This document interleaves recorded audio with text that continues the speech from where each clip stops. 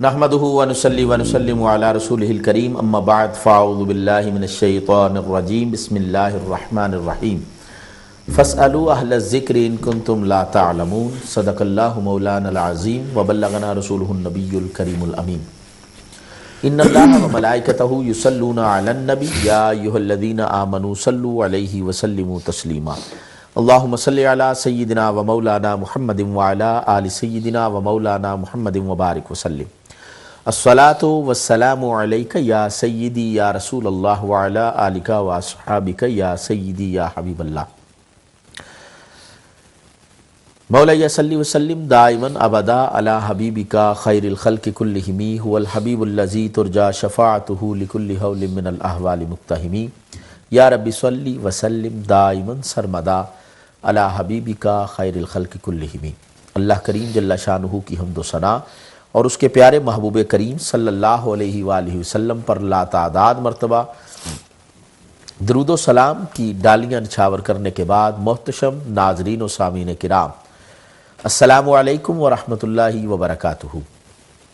اللہ کریم جل شانہ کا فضل و کرم اور احسان کہ جس نے ہم سب کو اشرف المخلوقات انسان پیدا فرمایا اور آقا نعمت نبی مکرم نور مجسم شفیع معظم صلی اللہ علیہ وآلہ وسلم کی پاک امت میں پیدا فرمایا اور اس دار فانی میں ایک مرتبہ پھر یہ گھڑیاں، یہ ساعتیں، یہ لمحات عطا فرمائے کہ علماء حقہ، علماء اہل سنہ کی زیارت کے ساتھ ساتھ ان سے دین مبین کے مسائل سیکھنے کا اللہ پاک یہ موقع عطا فرما رہا ہے۔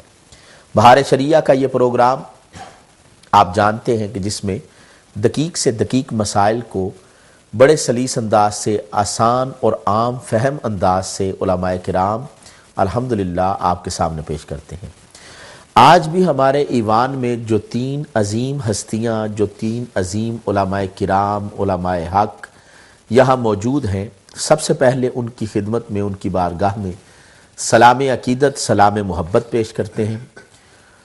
سب سے پہلے جس شخصیت کے ساتھ میں آپ کی ملاقات کرانا چاہتا ہوں، انتہائی محبت والی، پیار والی، عاجزی والی، انکساری والی، علمی اور روحانی شخصیت کے مالک ہیں۔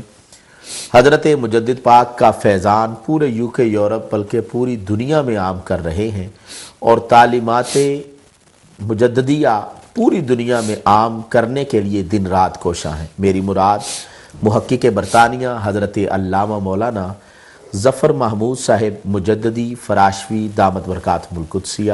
آئیے ان کی بارگاہ میں سلام عقیدت پیش کرتے ہیں۔ السلام علیکم ورحمۃ اللہ وبرکاتہ۔ جی حضرت وعلیکم السلام ورحمۃ اللہ وبرکاتہ۔ حضرت کیسے مزاج ہیں؟ الحمدللہ۔ حضرت آپ کو خوش آمدید کہتے ہیں آج کے پروگرام میں۔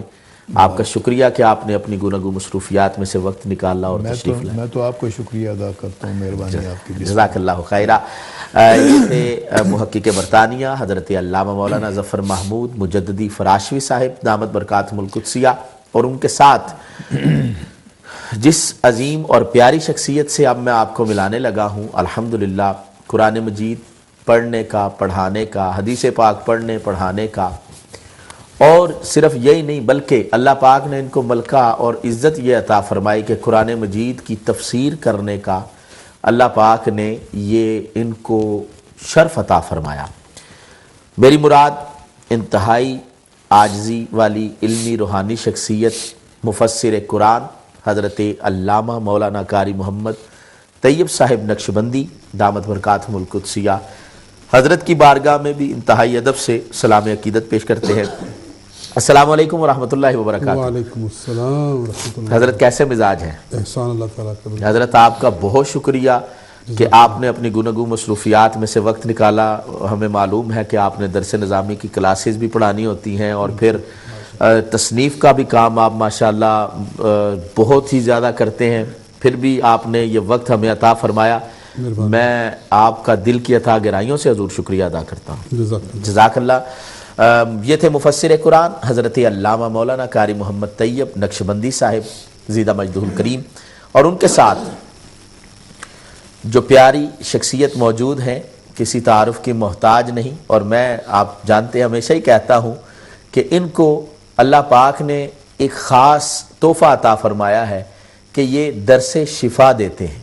اور انشاءاللہ جب شفا آتی ہے تو بیماری بھاگ جاتی ہے. اور الحمدللہ نبی مکرم نور مجسم شفیع معظم صلی اللہ علیہ وآلہ وسلم کے فضائل، محاسن، محامد، سرکار مدینہ صلی اللہ علیہ وآلہ وسلم کی عزت، تعظیم، توقیر کی باتیں پوری دنیا میں عام کرنے کے لیے اور بچے بچے کو عاشق مصطفیٰ صلی اللہ علیہ وآلہ وسلم بنانے کے لیے دن رات کوشاں ہیں مفتی اہل سنت، مفتی اسلام حضرت علامہ مولانا مفتی محمد ایوب صاحب اشرفی دامت برکاتہم القدسیہ. بڑی محبت سے حضرت کی خدمت میں بھی سلام عقیدت پیش کرتے ہیں. حضرت السلام علیکم ورحمۃ اللہ وبرکاتہ. حضرت بہت شکریہ آپ کا کہ آپ نے بھی بہت محبت فرمائی اور آپ نے بھی یہ شفقت فرمائی آج پروگرام میں آپ تشریف لائے. میں آپ کا شکریہ ادا کرتا ہوں. بہت شکریہ. یہ ہمارے 3 معزز علماء کرام، مفتیان کرام موجود ہیں.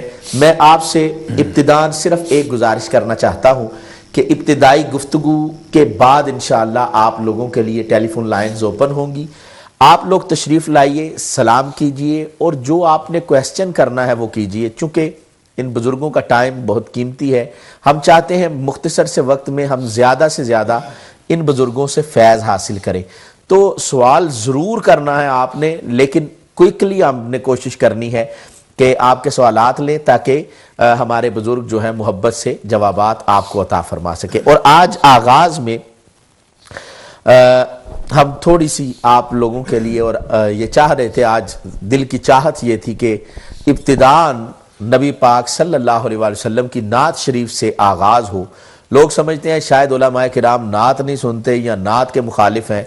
ہم آپ کو بتانا یہ چاہتے ہیں کہ کوئی باشرہ شخص ہو اور نبی پاک علیہ السلام کا دیوانہ ہو اور جب وہ نعت پڑھتا ہے تو دیوانے جھوم جھوم کے سنتے ہیں اور علماء کرام الحمدللہ سرپرستی فرماتے ہیں. علماء کرام کی موجودگی میں ایک انتہائی پیاری شخصیت، محبت والی شخصیت، حافظ قرآن ہیں، قاری قرآن ہیں اور الحمدللہ یہاں UK میں رہتے ہوئے جہاں کے آپ جانتے ہیں ایک طوفان بدتمیزی برپا ہے ہر طرف، لیکن پھر بھی اللہ پاک نے اس نوجوان کو اپنے دین کے لیے پسند کیا ہے اور قرآن مجید کی خدمت کے لیے پسند کیا ہے.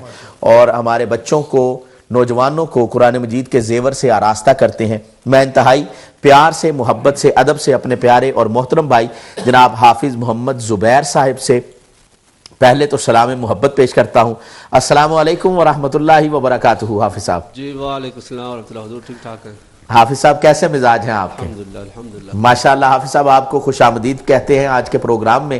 اور آج ان 3 عظیم بزرگ علماء کرام کی موجودگی میں آپ سے انتہائی ادب سے ریکویسٹ کروں گا کہ ہمیں آقا علیہ الصلوۃ والسلام کے حسن کی، آقا کے جمال کی باتیں، محبت کی باتیں انشاءاللہ نثر میں تو ہمارے علماء کرام سناتے ہیں، نظم کی صورت میں سرکار کی محبت کی کوئی بات آج ہمارے سامعین کی نظر. جی اب آپ دیکھیں نا کتنی خوبصورتی ہے. داڑھی شریف بھی پوری ہے، ماشاءاللہ. سر بھی ننگا نہیں ہے، ٹھیک، لباس بھی ٹھیک ہے. ماشاءاللہ ماشاءاللہ. مزہ آیا نا نعت پاک کا. ماشاءاللہ. محترم ناظرین یہی اللہ ڈسکو ڈانس نعت خوانوں سے ہمارے مسلک کو بچائے بس. بالکل بالکل ماشاءاللہ. قبلہ فراشوی صاحب نے بڑی پیاری بات کی. حضرت میں سمجھتا ہوں کہ آج بڑا مشکل بھی ہوگا ان بزرگوں کے سامنے، لیکن سبق جب بندہ سنائے تو پھر بزرگوں سے. میری بڑی خوش نصیبی ہے کہ علماء کے سامنے بیٹھ کر ایک اپنے کلام، وہ کلام بھی لکھا ہوا اپنے والد صاحب کا ایک کلام ہے ماشاءاللہ. اور اس سے پہلے ایک کلام انشاءاللہ میں اس سے ایک شعر پڑھ کے اس امنات میں شامل ہو جاؤں گا. تو آپ سب لوگ ایک دفعہ اپنا درود پاک پڑھ لیں. صلی اللہ علیہ یا رسول اللہ وسلم علیہ یا حبیب اللہ. اج سکھ مترا دیو دیری کیوں دلڑی اداس گنیری لو لو وچ شوق چنگے اج نینا لایا کیوں جڑیاں میرا ختم نبوت پر ایمان، تیری مرضی مانے یا نہ مان، ہم کہہ رہا ہے یہ قرآن، کیا تیری مرضی مانے یا نہ مان، ہے کتنے علی کی شان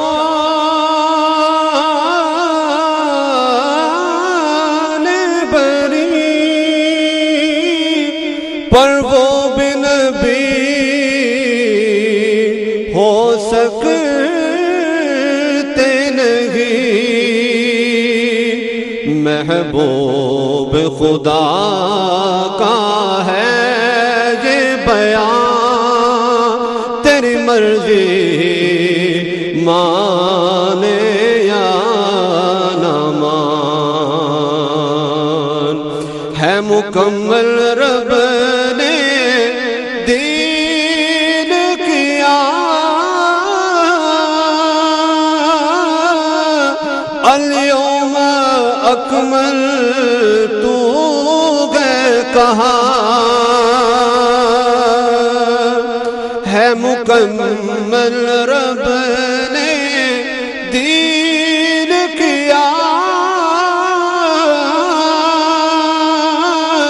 الیوم اکملت ہے کہاں، پھر اور نبی کا کیا امکان، تیری مرضی مانے یا نہ مان۔ اور مرزا کہتا ہے کہے مرزا میں محمد ہوں، میں رسول ہوں، میں احمد ہوں، بے شرم بڑا تھا وہ انسان، تیری مرضی مانے یا نہ مان۔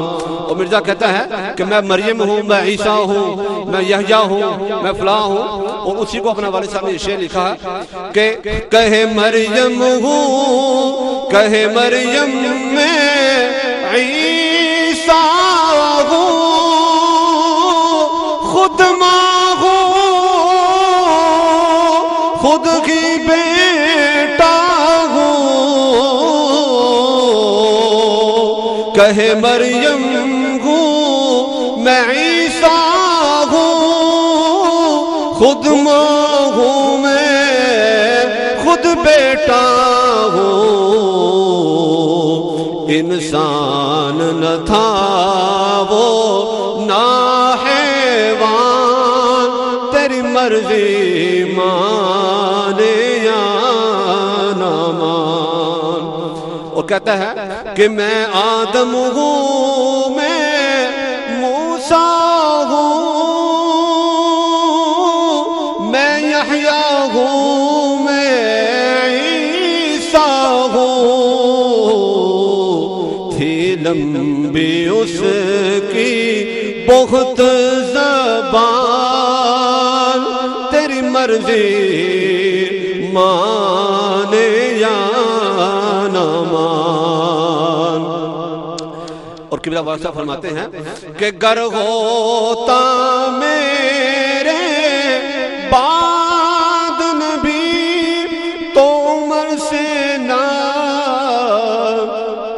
بہتر تھا کوئی، ہے میرے نبی کا یہ فرمان، تیری مرضی مانے یا نہ مان۔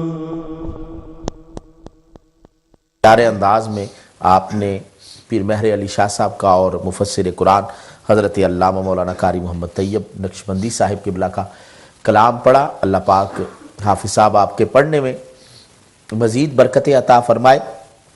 اب میں بلا تاخیر محقق برطانیہ حضرت علامہ مولانا ظفر محمود صاحب مجددی فراشوی دامت برکاتہم القدسیہ، ان کی خدمت میں جانا چاہتا ہوں، اور ابتداءً حضرت کی خدمت میں یہ گزارش کروں گا کہ خلافت راشدہ کے حوالے سے ہمارے احباب کے سامنے ابتدائی گفتگو فرمائیں اور بتائیں کہ اس کے بارے میں ہمارے خلافت راشدہ جو ہے نبی پاک صلی اللہ علیہ وآلہ وسلم کے کچھ حکم نامے، سرکار کے کوئی آثار، کوئی احکامات، کوئی قرآن و سنت سے دلائل جو ہیں، اور اس میں کیا برکتیں رہی ہیں، اور وہ عظیم ہستیاں جنہوں نے اس دنیا میں نبی پاک علیہ السلام کے دین کی خدمت کی، سرکار مدینہ صلی اللہ علیہ وآلہ وسلم کی ظاہری وفات مبارکہ کے فوراً بعد، اس حوالے سے چند باتیں ہمارے احباب کی نظر کریں۔ تو میں قبلہ فراشوی صاحب کی خدمت میں گزارش کروں گا کہ اپنی ابتدائی گفتگو پیش فرمائیں۔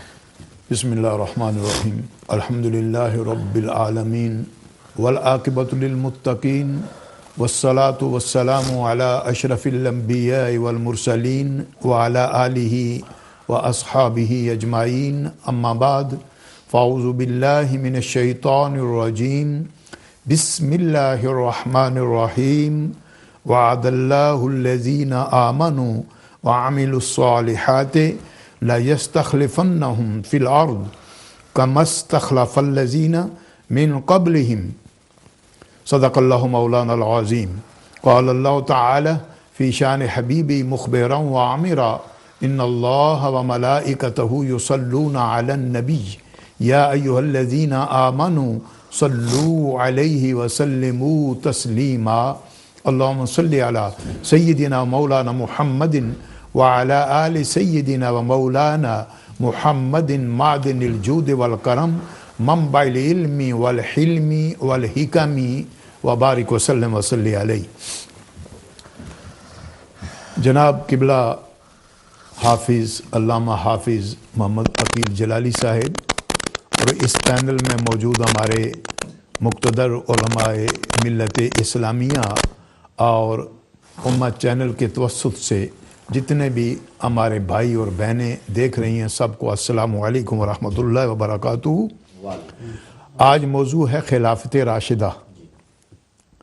خلافت راشدہ ایک خاص ٹرم ہے، ایسی خلافت جو علی منہاج نبوہ و علی منہاج رسالہ، نبی پاک صلی اللہ علیہ وسلم کی رسالت اور نبوت کے جو خطوط ہیں، انہی خطوط پر جو خلافت ہے اس کو خلافت راشدہ کہا گیا، یعنی رشد و ہدایت سے بھرپور، حق اور سچائی اور صفائی سے بھرپور، اور اللہ کے محبوب سرور عالم صلی اللہ علیہ وآلہ وسلم نے جن کو تیار فرمایا۔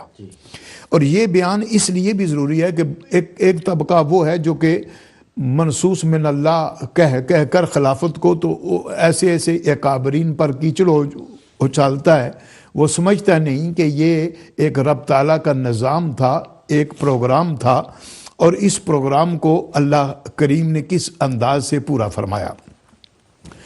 یہ میں نے جو آیہ کریمہ پڑھی ہے سورہ نور کی 55 آیہ کریمہ ہے، 55، اور یہ آیت استخلاف، اس میں یہی ہے کہ خلافت کا بیان ہے۔ فرمایا وعد اللہ الذین آمنوا وعملوا الصالحات لَيَسْتَخْلِفَنَّهُمْ فِي الْأَرْضِ، جو ایمان والے، ظاہر ہے کہ اس کا مخاطب جو ہے وہی اولین ہے جو نبی پاک صلی اللہ علیہ وسلم کی بارگاہ میں موجود تھے، تو وہ ایمان والے اور عمل صالح رکھنے والے کہ جن کا اللہ نے خلیفہ بنانے کا، خلافت عطا کرنے کا وعدہ فرمایا، جیسا کہ ان سے پہلوں کو یہ منصب سونپا گیا اور وعدہ کیا گیا۔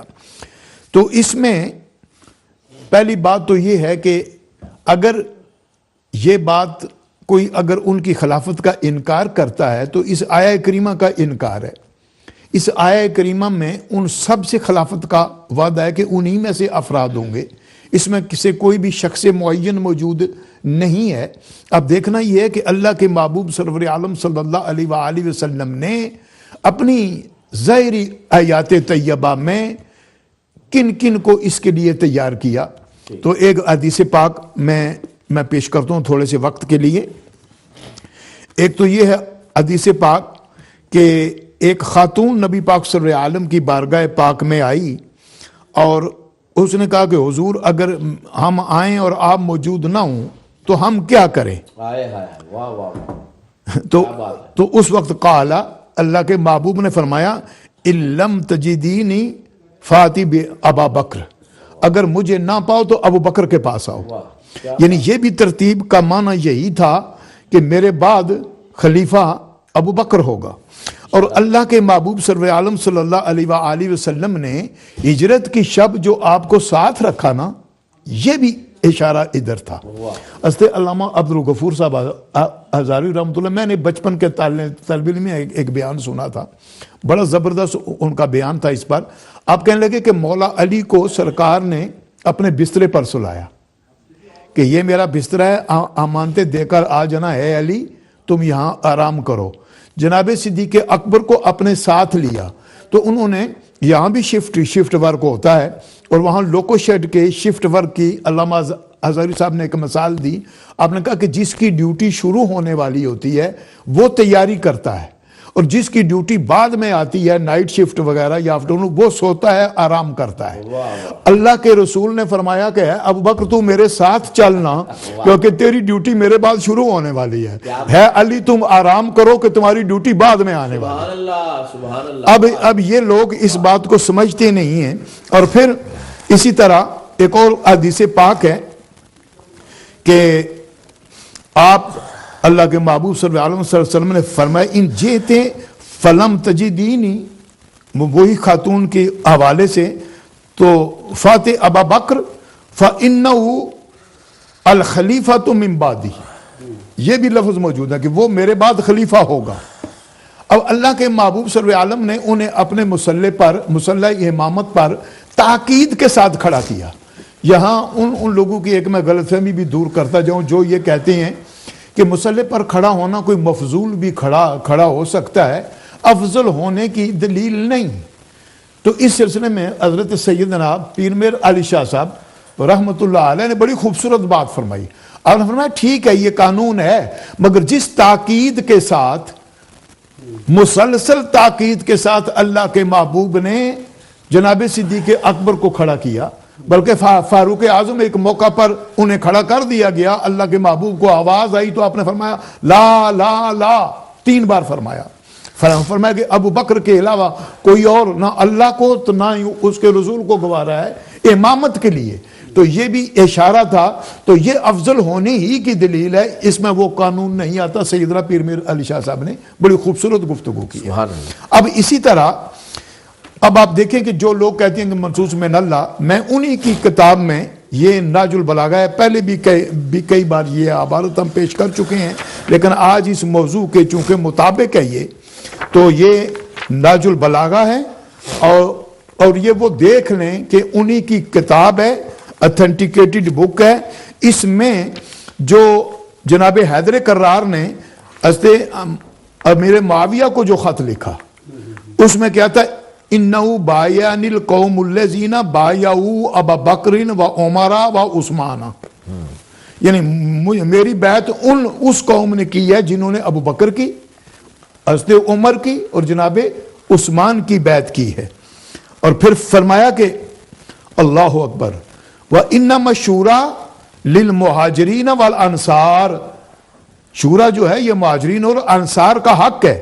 فَإِنِ اجْتَمَعُوا عَلَى رَجُلٍ، جب یہ کسی فرد پر جمع ہو جائیں، یعنی مہاجرین بھی اور انصار بھی، اور اس کو امام کا نام دے دیں، تو اللہ تعالیٰ بھی اسی بندے کی امامت پر راضی ہوتا ہے. سبحان اللہ. اب یہاں بھی یہ مقصد یہ تھا کہ منصوص من اللہ والی بات نہ رہی، یعنی آپ نے دلیل پیش کی کہ مجھے انہی لوگوں نے خلیفہ بنایا ہے جنہوں نے جناب ابو بکر کو، جناب عمر فاروق کو اور جناب عثمان غنی کو بنایا ہے، یہ مہاجرین و انصار ہیں. تو اب یہ بات تھی. اور پھر اللہ کے محبوب صلی اللہ علیہ وسلم نے ڈیوٹیاں تقسیم کی ہیں. اب جو یہی وجہ تھی کہ جناب حیدر کرار نے فرمایا ہے ابو بکر ہم کیسے آپ کے ساتھ اختلاف کر سکتے ہیں، اللہ کے رسول نے ہمارے دین کے لیے آپ کو چن لیا تو ہم نے اپنی دنیا کے لیے بھی آپ ہی کو پسند کیا ہے اور بیعت کی ہے. تو کیا خیال ہے آپ کا کہ جو لوگ اس طرح کی باتیں کرتے ہیں انہیں یہ خیال نہیں ہے کہ اللہ کے محبوب سرور عالم کے اس مشن کو جو کہ مشن آقا لے کر آئے تھے, اس مشن کو پورا خلفائے راشدین ہی کے دور میں کیا گیا ہے. ماشاءاللہ. هو الذی ارسل رسولہ بالہدی ودین الحق لیظہرہ علی الدین کلہ, بے شک جو کہ تمام ادیان پر غالب آئے, غلبہ پائے. اور یہ عملی طور پر غلبہ جب روم و ایران اور یہ سارے فتح ہوئے, ان کی بادشاہتوں کا خاتمہ ہوا اور فتح ہوئے, اور 22 لاکھ مربع میل کا علاقہ فاروق اعظم کے دور میں فتح ہوا, تو اس وقت دین کا غلبے کا ظہور ہوا ہے. سبحان اللہ. اس لیے لوگوں کو یہ سمجھنا چاہیے کہ وہ خیال کریں کہ خلافت راشدہ کا سیٹ اپ یہ اللہ کے محبوب سرور عالم صلی اللہ علیہ وآلہ وسلم کی اپنی تعلیمات ہیں, اور یہی برحق خلفاء تھے. ان کے بارے میں جو کوئی ذرہ بر بھی شک اپنے ذہن میں لائے یا اعتراض کرے, اس نے نبی پاک کی ذات پر اعتراض کیا ہے. کیونکہ جس شے کو اللہ کے رسول نے معزز ناظرین و سامعین پسند فرمایا, وہ رب کی بھی پسند وہی ہے. اس لیے کہ اللہ کا محبوب اور وہ کام کرتا ہی نہیں جو کہ اللہ تعالیٰ کی مرضی کے خلاف ہو, اس لیے انہیں تیار کیا گیا. ان کے دور کے دوران جو فتوحات ہوئی ہیں یا جتنے بھی سلسلے ہوئے ہیں, جناب صدیق اکبر کے دور میں جو کچھ بھی ہوا, فاروق اعظم کے دور میں جو کچھ ہوا, جناب عثمان غنی کے دور میں جو کچھ ہوا, اب یہاں جناب غوث پاک کی بھی اصول الدین میں یہ تبصرہ موجود ہے. اصول الدین کہ والذین معه اشداء علی الکفار رحماء بینہم تراہم رکعا سجدا.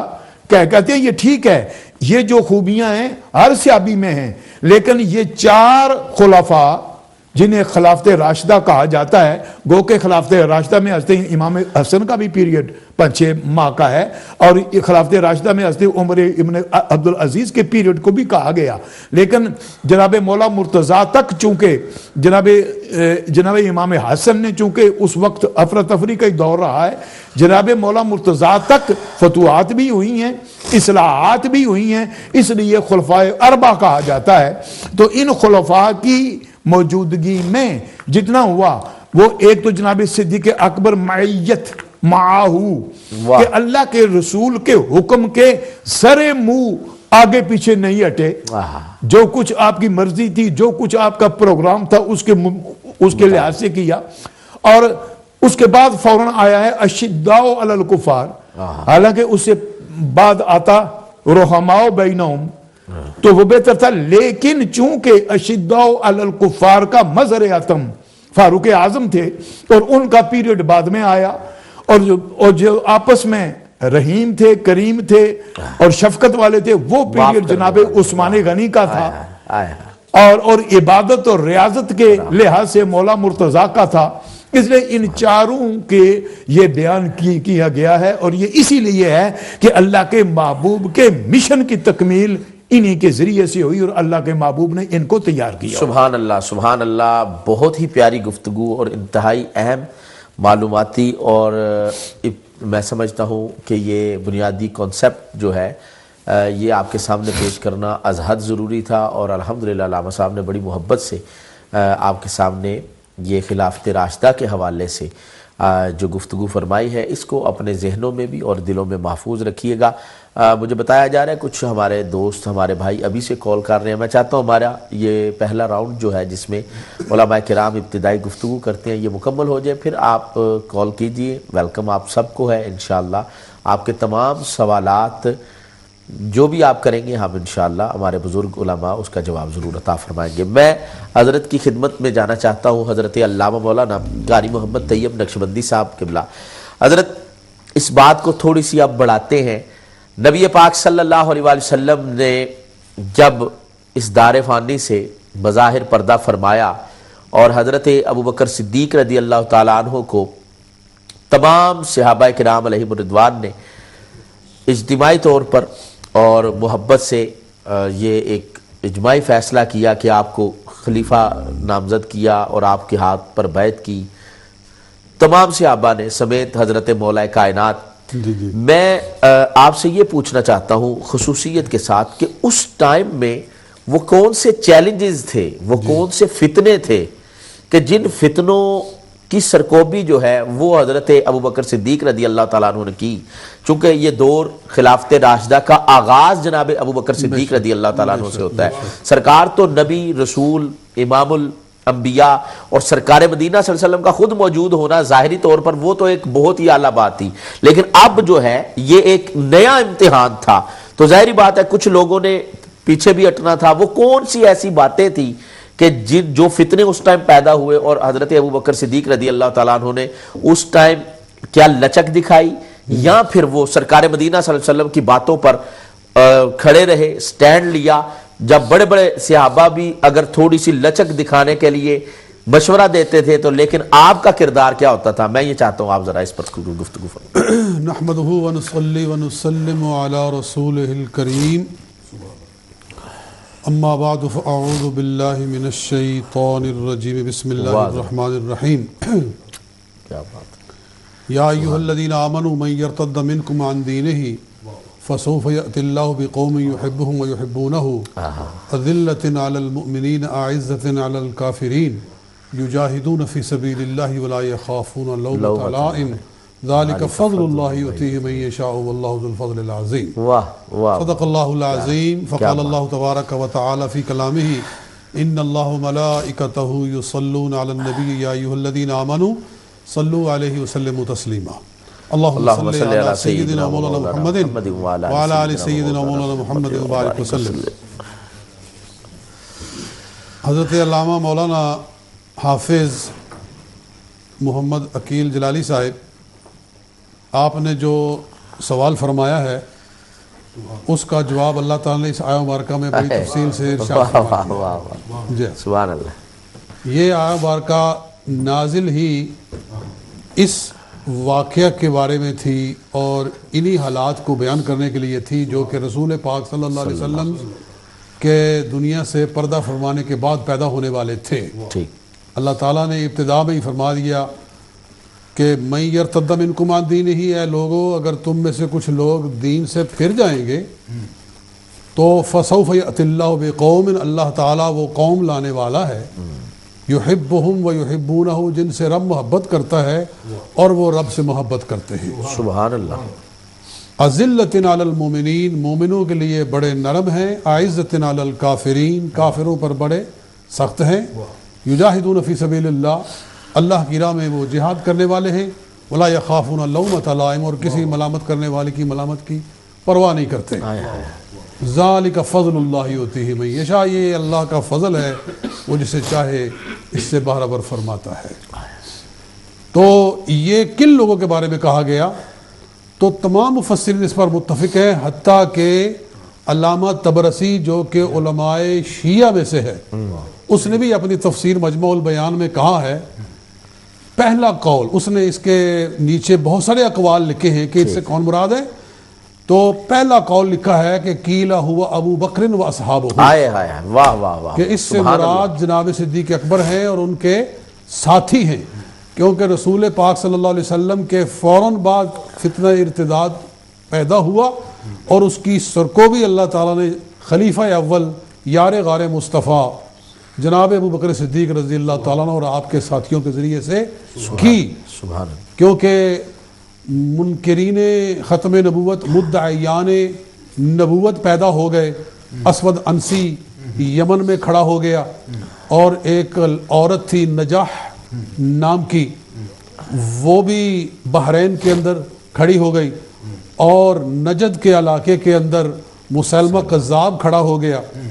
ان لوگوں نے مختلف علاقوں میں دعوی نبوت کر دیا اور لوگ ان کے ساتھ اکٹھے ہو گئے, اور سب سے بڑا جو ان میں مضبوط آدمی تھا وہ مسلمہ قذاب تھا کہ 1 لاکھ سے زیادہ اس کا لشکر اکٹھا ہو گیا, جو اس کے ایک اشارہ ابرو کے اوپر اپنی جانیں قربان کرنے کے لیے تیار تھے, کیونکہ وہ اپنے قبیلے کا بڑا سردار تھا, قبیلہ بنو حنیف کا وہ سردار تھا, اور اس کے پھر قبیلوں کے آگے رشتے دوسرے قبائل کے ساتھ ہوتے ہیں. تو اس طرح بہت سارے قبائل عرب کے اس کے گرد جمع ہو گئے تو یہ بہت بڑا چیلنج تھا. پھر زکوٰۃ دینے سے لوگ منکر ہو گئے, انہوں نے زکوٰۃ دینے سے انکار کر دیا, یہ بھی ایک بغاوت ہے. تو یہ وہ فتنے تھے. اور اسی طرح سے جب یہ پتہ چلا کہ مسلمانوں کے درمیان میں اندرونی انتشار اور خلفشار ہے تو شاہ ہرکل کی طرف سے حملے کا بھی خبریں آنے لگی کہ وہ بھی حملہ کرنے کے لیے پر تول رہا ہے. تو اس وقت آپ نے فرمایا کہ میں لوگ بھیجوں گا جھوٹے دعوے داران نبوت کی سرکوبی کے لیے, زکوٰۃ کے منکروں کی سرکوبی کے لیے. تو بڑے بڑے جلیل القدر صحابہ کرام نے کہا کہ آپ اس وقت کوئی لشکر باہر نہ بھیجیں, اگر اوپر سے حملہ ہوا تو مدینہ جو مرکز ہے اسلام کا وہ خالی رہا تو پھر ہم کیسے سنبھالیں گے. آپ نے ایسی باتوں کی کوئی پرواہ نہیں کی. آپ نے فرمایا کہ میرے ہوتے ہوئے لوگ اٹھ کر نبوت کے دعوے کریں اور ہم اپنے یہاں مرکز کے اندر بیٹھے رہیں اور ان کے خلاف کوئی ایکشن نہ لیں تو یہ پھر کوئی خلافت کا ہم نے حق ادا نہیں کیا ہے. لہٰذا لشکر روانہ کیا آپ نے, اور مسیلمہ کذاب کے ساتھ جو لڑائی ہوئی اس کے اندر 900 سے زیادہ مہاجرین و انصار جو کہ حفاظ قرآن تھے وہ شہید ہوئے. علامہ ابن کثیر نے البدایہ والنہایہ کے اندر اس کا سارا نقشہ کھینچا ہے اور بتایا ہے کہ 900 سے زیادہ صحابہ کرام کی شہادت ہوئی ہے ختم نبوت کے عقیدے کے تحفظ کے لیے. یعنی یہ بیچ میں ایک بات آ گئی تو میں عرض کر رہا ہوں کہ یعنی قاری صاحب قبلہ آپ کی گفتگو سے جو بات نکلتی ہے, جو سب سے پہلے جن چیزوں کو فیس کرنا پڑا نبی علیہ السلام کی ظاہری وفات مبارکہ کے بعد, وہ ایک تو یہ تھا کہ ختم نبوت کے منکرین پیدا ہو گئے جنہوں نے نبوت کے دعوے کر دیے, اور حضرت ابوبکر صدیق رضی اللہ تعالیٰ عنہ نے ختم نبوت کے حوالے سے پھر اپنی خدمات پیش کی. اور دوسرا زکوٰۃ کے منکرین جو تھے وہ پیدا ہو گئے, اور پھر ان کے خلاف بھی آپ نے علم جہاد بلند کیا. اور جو دین کا فیصلہ نبی پاک علیہ السلام جو دین دے کے گئے تھے آپ نے اسی طرح ماشاءاللہ یہ رکھا. حضرت میں چاہوں گا یہ گفتگو کنٹینیو رہے, ایک بریک کا وقت ہے تو بریک کے بعد انشاءاللہ اس کو مزید ہم آگے لے کر چلیں گے. محترم ناظرین, ابھی ہمارے پروگرام میں وقت ہوا ایک بریک کا, بریک کے اس پار انشاءاللہ پھر گفتگو جاری رہے گی. ملتے ہیں بریک کے اس پار. السلام علیکم. بسم اللہ الرحمن الرحیم. ویلکم بیک محترم ناظرین کرام, آپ کا بھائی عقیل جلالی آپ کو خوش آمدید کہتا ہے ایک مرتبہ پھر.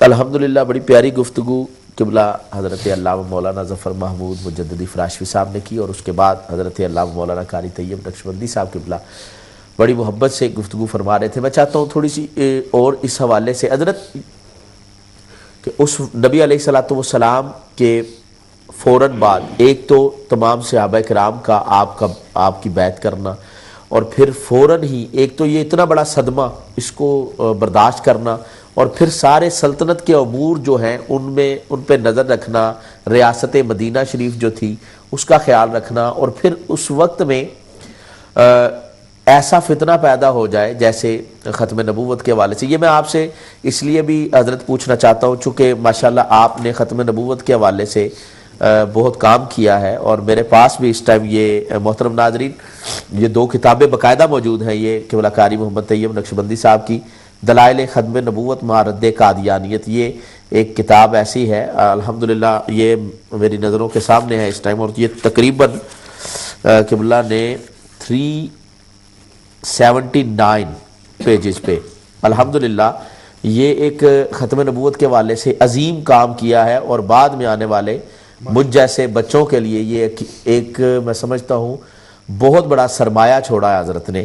اور یہ بھی دیکھ سکتے ہیں یہ بھی دلائل ختم نبوت کے حوالے سے کہ کچھ ایسے لوگ جو جلدی میں پڑھنا چاہیں جن کے پاس زیادہ ٹائم نہ ہو تو ان کالج اور یونیورسٹیز کے نوجوانوں کے لیے بھی حضرت نے ماشاءاللہ یہ 66 پیجز پہ یہ ایک رسالہ لکھا ہے. اور میں سمجھتا ہوں میں نے دونوں آپ اگر پڑھیں تو پتہ چلے گا کہ حضرت نے کتنی عرق ریزی سے قرآن مجید کی آیات نکال کر اور احادیث صحیحہ جو ہیں اس سے نبی علیہ السلام کی ختم نبوت کو ثابت کیا ہے.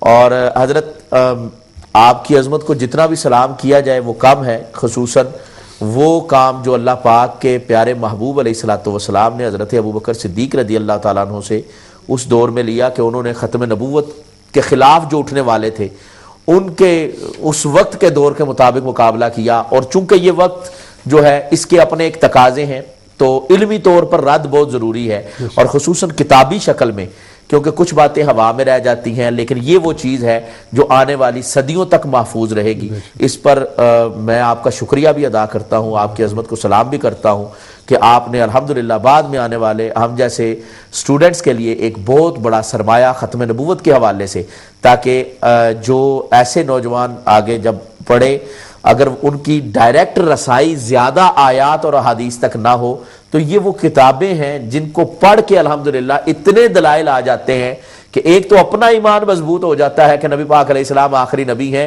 آقا علیہ الصلوۃ والسلام کے بعد جو بھی یہ نبوت کا دعویٰ کرے وہ دائرہ اسلام سے خارج ہے، وہ مسلمان نہیں ہے۔ تو الحمدللہ اللہ پاک آپ کو برکتیں دے۔ میں چاہتا ہوں ختم نبوت آپ نے یہ کتابیں بھی لکھی ہیں، اس حوالے سے جو تجربہ رہا تھوڑی سی کوئی ایک دو بات حضرت صدیق اکبر کے حوالے سے وہ ہمارے احباب کے سامنے پیش کیجیے۔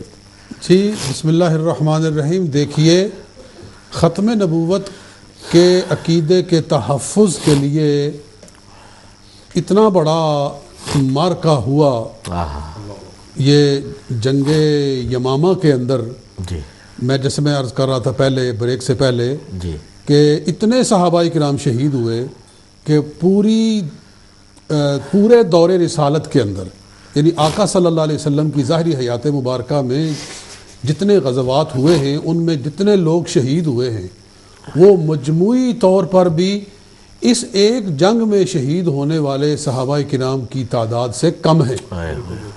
ادھر 900 سے زیادہ صحابہ کرام شہید ہوئے ہیں، اور اگر وہ بھی حفاظ، جی اور وہ بھی حفاظ، اکثر ان میں سے حفاظ اور قرات ہیں، جی تو اندازہ کرو۔ اور ادھر آپ بدر سے لے کر شروع ہوں اور آخری غزوہ جو غزوہ تبوک ہے وہاں تک چلتے جائیں اور جتنے لوگ شہید ہوئے ان سب کی کیلکولیشن کر لیں تو وہ کتنے بنتے ہیں۔ کوئی ایگزیکٹ فگر میرے سامنے اس وقت نہیں ہے، لیکن میرا خیال ہے کہ وہ کوئی یہی 300 کے لگ بھگ یا 300 سے 400 کے درمیان میں ہوں گے، مجھے پورا نہیں اس وقت یاد۔ لیکن ادھر دیکھیے کہ 900 صحابہ کرام شہید ہو رہے ہیں، کس نقطے کے اوپر کہ رسول پاک صلی اللہ علیہ وسلم کے بعد دعویٰ نبوت کرنے والا شخص دائرہ اسلام سے خارج ہے۔ اس پر گویا پوری امت کا اجماع ہے، تمام صحابہ کرام کا اجماع ہے۔ آج منکرین ختم نبوت کہتے ہیں جی سب سے پہلا جو اجماع ہوا تھا حضور صلی اللہ علیہ وسلم کے بعد وہ عیسیٰ علیہ السلام کی وفات پر ہوا تھا۔ وہ خدا کے بندوں کوئی سیدھی بات کرو۔ وہ کہتے ہیں جی حضرت ابوبکر صدیق نے وہ آیت پڑھ دی وما محمد الا رسول قد خلت من قبل الرسول صحابہ کرام کے سامنے، تو لہذا وفات عیسیٰ کے اوپر سارے صحابہ کرام کا اجماع ہو گیا۔ میں کہتا ہوں بتاؤ وہاں کوئی عیسیٰ علیہ السلام کا کوئی نام لیا گیا ہے، کوئی عیسیٰ علیہ السلام کا ذکر ہی وہاں کوئی آیا ہے؟ تو یہ کہاں کا اجماع ہے تمہارا؟ اگر تم سمجھتے ہو کہ عیسیٰ علیہ السلام، اگر تم یہ سمجھتے ہو کہ صحابہ کے اجماع کی کوئی وقت ہے، کوئی اس کے اندر قوت استدلال ہے، تو مانو کہ سب سے پہلا جو اجماع ہوا ہے وہ منکرین ختم نبوت کے خلاف ہوا ہے، مدعیان نبوت کے خلاف ہوا ہے، اور وہ جنگ یمامہ ہے۔ تو اس پر باتیں تو بہت کی جا سکتی ہیں کہ یہ عقیدہ نبوت کتنا، عقیدہ ختم نبوت کس قدر اہم ہے، کہ اللہ رب العزت نے قرآن پاک میں اس کو کتنا کھول کھول کے بیان فرمایا ہے، اور کتنی احادیث ہیں۔ میں نے ایک کام کیا تھا وہ بھی چھپا نہیں ہے، اگر کبھی چھپ سکا تو اس کو بھی چھاپیں گے۔ میں نے اس میں 250 احادیث اکٹھی کی ہیں، اللہ اکبر، یہ نقطہ ختم نبوت بیان کرنے کے لیے، سبحان اللہ، اور 125 آیات جمع کی ہیں۔ واہ واہ واہ۔ اور اس کے علاوہ ابھی جو میری تفسیر برہان القرآن کے نام سے کتاب چھپنے والی ہے وہ پریس میں سے نکل آئی ہے، اور اس کی بائنڈنگ اور اس کے اوپر جو بکس ہے وہ وغیرہ بن رہا ہے ماشاءاللہ، تو اس کے یہاں لانے کے اوپر تھوڑا سا ٹائم لگا، کوشش کر رہے ہیں کہ رمضان شریف میں آئے ماشاءاللہ۔ میں نے اپنی تفسیر کے اندر 2 نقطوں پہ سب سے زیادہ کام کیا، ایک رد رافضیت کے اوپر اور ایک رد قادیانیت کے اوپر۔ کیا بات ہے، وہ الحمدللہ علماء دیکھیں گے تو ان کو محسوس ہوگا کہ ان دو موضوعات کے اوپر جتنا اس تفسیر کے اندر کام ہوا ہے وہ میں تحدیث نعمت کے طور پر کہہ سکتا ہوں کہ اردو میں چھپنے والی اب تک جتنی تفاسیر ہیں ان کے اندر اتنی شرح و بسط کے ساتھ کم از کم ان دو موضوعات کے اوپر کام اس سے پہلے نظر میں نہیں آیا ہو. ماشاءاللہ حضرت، اس میں کوئی شک نہیں، آپ کے ساتھ چونکہ کئی پروگراموں میں بیٹھنے کا اتفاق ہوتا ہے، بہت کچھ سیکھنے کو ملتا ہے. اور ایک میں جی بات کاٹ رہا ہوں، میری سمجھ میں بات نہیں آتی جی کہ ایک بندہ جو عقیدہ ختم نبوت کے بیان کو اپنا اوڑھنا بچھونا بنائے ہوئے ہے، صبح و شام اس کام کے اوپر وہ لگا ہوا ہے، وہ ایک طرح سے جہاد کر رہا ہے، اس کے بارے میں یہ غلط فہمی پیدا کرنا کہ یہ قادیانیوں کو خوش کرتا ہے، مرزے کے کلام کو یہ ترنم سے پڑھتا ہے اور یہ کرتا ہے وہ کرتا ہے، اس پر افسوس نہیں ہوتا ہے؟ بس اس پر وہ بات یہ کیا پدی کا شوربہ حضرت، ہم ان جیسوں کو آپ کے مقابلے میں کچھ سمجھتے ہی نہیں ہیں. بات یہ ہے کہ ایک تو ہے سورج کو چراغ دکھانا، تو آپ ایسے سورج ہیں دمکتے ہوئے الحمدللہ. جی بے شک. اور الحمدللہ یہاں پر فراشی صاحب قبلہ موجود ہیں، مفتی صاحب قبلہ موجود ہیں، اور ہم نے اپنے بزرگ علماء سے آپ کے بارے میں جو اچھی باتیں سنی ہیں، اور الحمدللہ آپ کے جامعہ رسولیہ شیرازی، چونکہ میرا بھی تعلق لاہور سے ہے، کئی بار ڈاکٹر اشرف آصف جلالی صاحب کے ساتھ جانے کا اتفاق ہوا ویسے بھی، اور چونکہ اس ایریے میں 4 سال جمعہ خود بھی پڑھاتا رہا ہوں، تو مفتی رضائے مصطفیٰ صاحب آپ کے چھوٹے بھائی، ان کے ساتھ بھی الحمدللہ بہت زیادہ ملاقات رہی، اور وہاں بھی آپ جو کورسز باقاعدہ کروایا کرتے تھے رد قادیانیت کے اوپر، اور مجھے یاد ہے کہ پورے پنجاب سے طلباء جو درس نظامی کرنے والے ہیں وہ انتظار کرتے تھے کہ کب قاری صاحب قبلہ پاکستان آئیں گے اور یہ کورس کروائیں گے. اور الحمدللہ سید عرفان شاہ صاحب مشہدی بھی ان میں سے کئی کورسز میں آپ تشریف لایا کرتے تھے آپ کے ساتھ. تو بات یہ ہے کہ یہاں پر ہم صرف اتنا کہیں گے کہ وہ کہتے ہیں کہ جب کوئی بات ہو تو اس کے اوپر کوئی بندہ دلائل کے ساتھ بات کر سکتا ہے، پیڑ کوئی اور ہوئے تے کڈی کدھرے اورے جائے، گل نہیں یارا. بات یہ ہے کہ جیڑی پھر گل چبھ دی ہے نا وہ گل کیتی جائے تے مزہ تھا آئے، جیڑی پیڑ ہے نا جیڑی کلنج پئی ہے وہ دسو چلو اور اس تے گل کر لیں گے. لیکن ایسے ہی کسی ایک ہمارے مبلغ کے بارے میں، ایک ہمارے بزرگ کے بارے میں جو ہمارا اساسہ ہیں، جن سے اللہ پاک اتنا دین کا کام لے رہا ہے، ان کے بارے میں ایسی غلط فہمی پیدا کرنا اور لوگوں کے درمیان ایسی بات کرنا، یہ اپنی آخرت خراب کرنے کا، بیڑا غرق کرنے کا بہترین آپ انتظام کر رہے ہیں. تو ہمارا تو آپ کو مشورہ یہی ہے کہ آپ اس سے بچیں. اللہ پاک نبی علیہ السلام کی نگاہ کرم، نگاہ رحمت کا صدقہ ہم سب کو اپنے بزرگوں کا احترام کرنے کی توفیق عطا فرمائے. اور جن ہمارے بزرگوں نے مسلک حق اہل سنت والجماعت کے لیے قربانیاں دی ہیں اور الحمدللہ یہ علمی خزانے چھوڑے ہیں بعد میں آنے والوں کے لیے، تو وہ بندہ جو میں سچی بات آپ کو بتا رہا ہوں کہ میرے جیسے بندے کی ہمت نہیں حضرت کے سامنے کوئی عربی کتاب کھول کے عربی عبارت میں پڑھ سکوں. حضرت اتنے بڑے ہمارے بزرگ علماء میں سے ہیں، میرے جیسے کی ٹانگیں کانپ جائیں حضرت کے سامنے عربی عبارت پڑھتے ہوئے. تو جو بندہ یہ دعویٰ کرے حضرت کے بارے میں کہ بھئی یہ فلاں کو سپورٹ کرتے ہیں، فلاں کو سپورٹ کرتے ہیں، میں حضرت کی طرف سے اپنی طرف سے کہتا ہوں کہ اینا تو جنا ہے تو صرف حضرت کے سامنے بیٹھ کے نا صرف ایک لائن کسی عربی کتاب دی پڑھ کے سنا دے تے او دی ترکیب کر کے سنا دے تے پھر تنوں پتہ لگ جائے گا کہ تیری اوقات کی ہے تے حضرت نو اللہ پاک نے کس چیز نال نوازیا ہے. پوری بلڈنگ کمبے گی. اللہ اکبر. حضرت آپ کی شفقتیں ساتھ رہیں، آپ بزرگوں کا پیار ساتھ رہے، تو اپنوں کے ہم نوکر ہیں، غیروں کی بات آئے تو پھر انشاءاللہ آپ کی دعاؤں سے ہم شیر ہیں، لیکن جب اپنے ہمارے بزرگوں کی بات ہو آپ کے تو ریشم کی طرح نرم، عمر کا حق و باطل تو فولاد ہے. اللہ اکبر کبیرہ. بہت بس اس پر ہم اتنا ہی کہہ سکتے ہیں کہ اگر کسی کو کوئی اور مسئلہ ہے تو وہ ہمارے سامنے بیان کرے.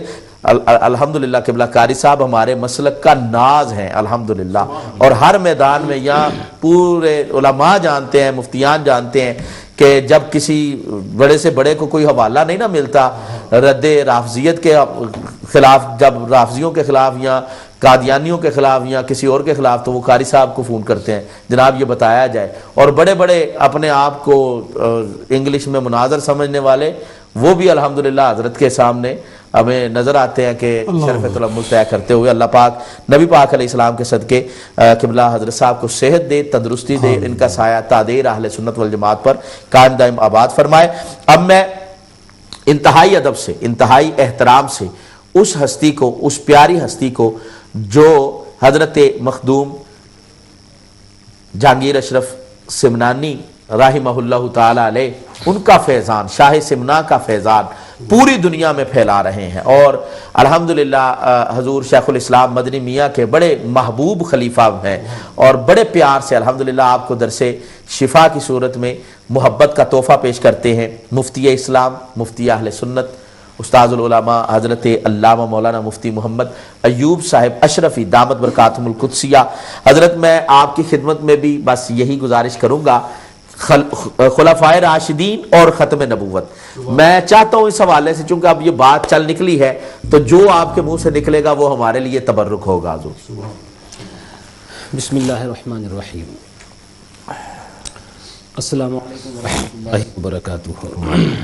الحمد لولیہ والصلاۃ والسلام علی نبیہ وعلی آلہ واصحابہ المتأدبین بآدابہ، اما بعد فاعوذ باللہ من الشیطان الرجیم، بسم اللہ الرحمن الرحیم۔ ما کان محمد ابا احد من رجالکم ولکن رسول اللہ وخاتم النبیین۔ وَإِذًا قال جل وعلا في مقام آخر رضی اللہ عنہم ورضوا عنہ، صدق اللہ العظیم وصدق رسولہ النبی الامین الکریم ونحن علی ذلک لمن الشاہدین والشاکرین والحمد للہ رب العالمین۔ اعوذ باللہ من الشیطان الرجیم، ان اللہ وملائکتہ یصلون علی النبی یا ایھا الذین آمنوا صلوا علیہ وسلموا تسلیما۔ اللہم صل علی سیدنا وشفیعنا وحبیبنا وطبیب قلوبنا وشفاء صدورنا مولانا محمد صلی اللہ تعالی علیہ وسلم کی محمد سے وفا تو نے تو ہم تیرے ہیں، یہ جہاں چیز ہے کیا لوح و قلم تیرے ہیں، ہزاروں جبرائیل الجھے ہوئے ہیں گرد منزل میں، ہزاروں جبرائیل الجھے ہوئے ہیں گرد منزل میں، نہ جانے کس قدر اونچا ہے کاشانہ محمد کا، نہ جانے کس قدر اونچا ہے کاشانہ محمد کا۔ حضرت علامہ عقیل جلالی صاحب قبلہ، میں آپ کا بھی انتہائی مشکور و ممنون ہوں کہ ایک دفعہ پھر اپنے آقا و مولا سرور کائنات فخر موجودات صلی اللہ تعالی علیہ وسلم کی بارگاہ اقدس میں حاضری کا شرف عطا فرمایا۔ رب تبارک و تعالی آپ کو اور آپ کی ساری ٹیم کو اپنے حفظ و امان میں رکھے، اللہ اور جملہ مقاصد حسنہ میں کامیابیاں عطا فرمائے۔ آپ نے دو باتوں کے لیے مجھ سے ذکر فرمایا ہے۔ پہلے میں آتا ہوں، ما کان محمد ابا احد من رجالکم ولکن رسول اللہ وخاتم النبیین۔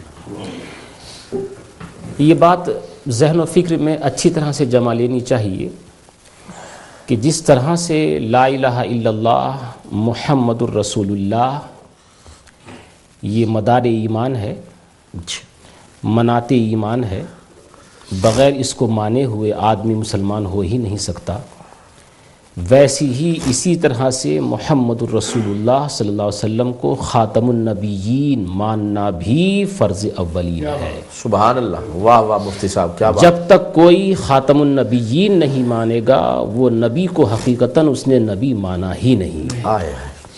سبحان اللہ، سبحان اللہ۔ اور یہ عقیدہ، یہ چیز، یہ بات شروع سے ہی چلی آ رہی ہے، صدیق اکبر، فاروق اعظم، عثمان غنی اور تمام تر صحابہ، تابعین، طب تابعین، سب سے۔ جو بھی اس کا منکر ہو، جو بھی اس کا منکر ہو، وہ دائرہ اسلام سے خارج ہوگا۔ بہت اچھا۔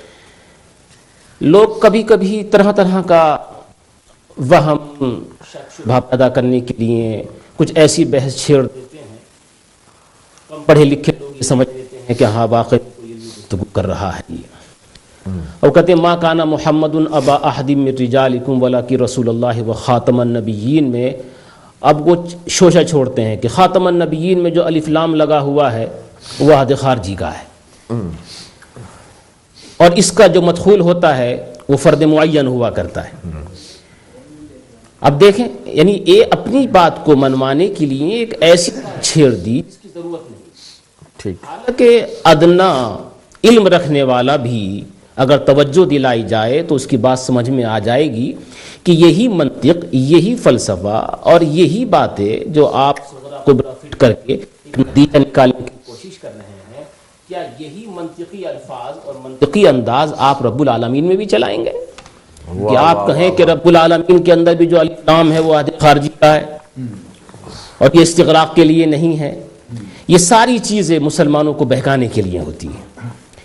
آج کا زمانہ خاص طور سے اس بات کی دعوت دے رہا ہے، اس بات کو بتا رہا ہے کہ نبی پاک علیہ الصلاۃ والتسلیم سے سچی محبت قائم کی جائے اور نبی پاک علیہ الصلاۃ والتسلیم کو دیگر اوصاف کے ساتھ ساتھ خاتم النبیین ماننا عین ایمان ہے.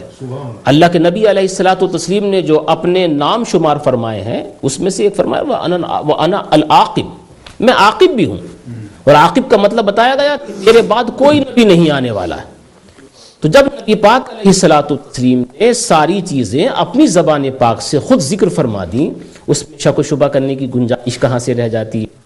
دیکھیے یہ میرے کتاب سامنے رکھی ہوئی ہے الیواقیت والجواہر فی بیان عقائد الاکابر، حضرت امام عبد الوہاب شارانی قدس سرہ النورانی کی. اس سے میں آپ کے بیان کیے ہوئے دونوں مسئلوں کی طرف آتا ہوں. واہ واہ. پہلے تو جو آپ نے صحابہ کرام کے تعلق سے کچھ سوال فرمایا ہے اس کی طرف، حضرت نے 43ویں مبحث صرف اسی کے اندر قائم فرمائی ہے. اس کی جو سرخی قائم کی ہے وہ پہلے آپ سماعت فرما لیں. وہ کہتے ہیں فی بیان ان افضل الاولیاء المحمدیین بعد الانبیاء، واہ واہ واہ واہ واہ.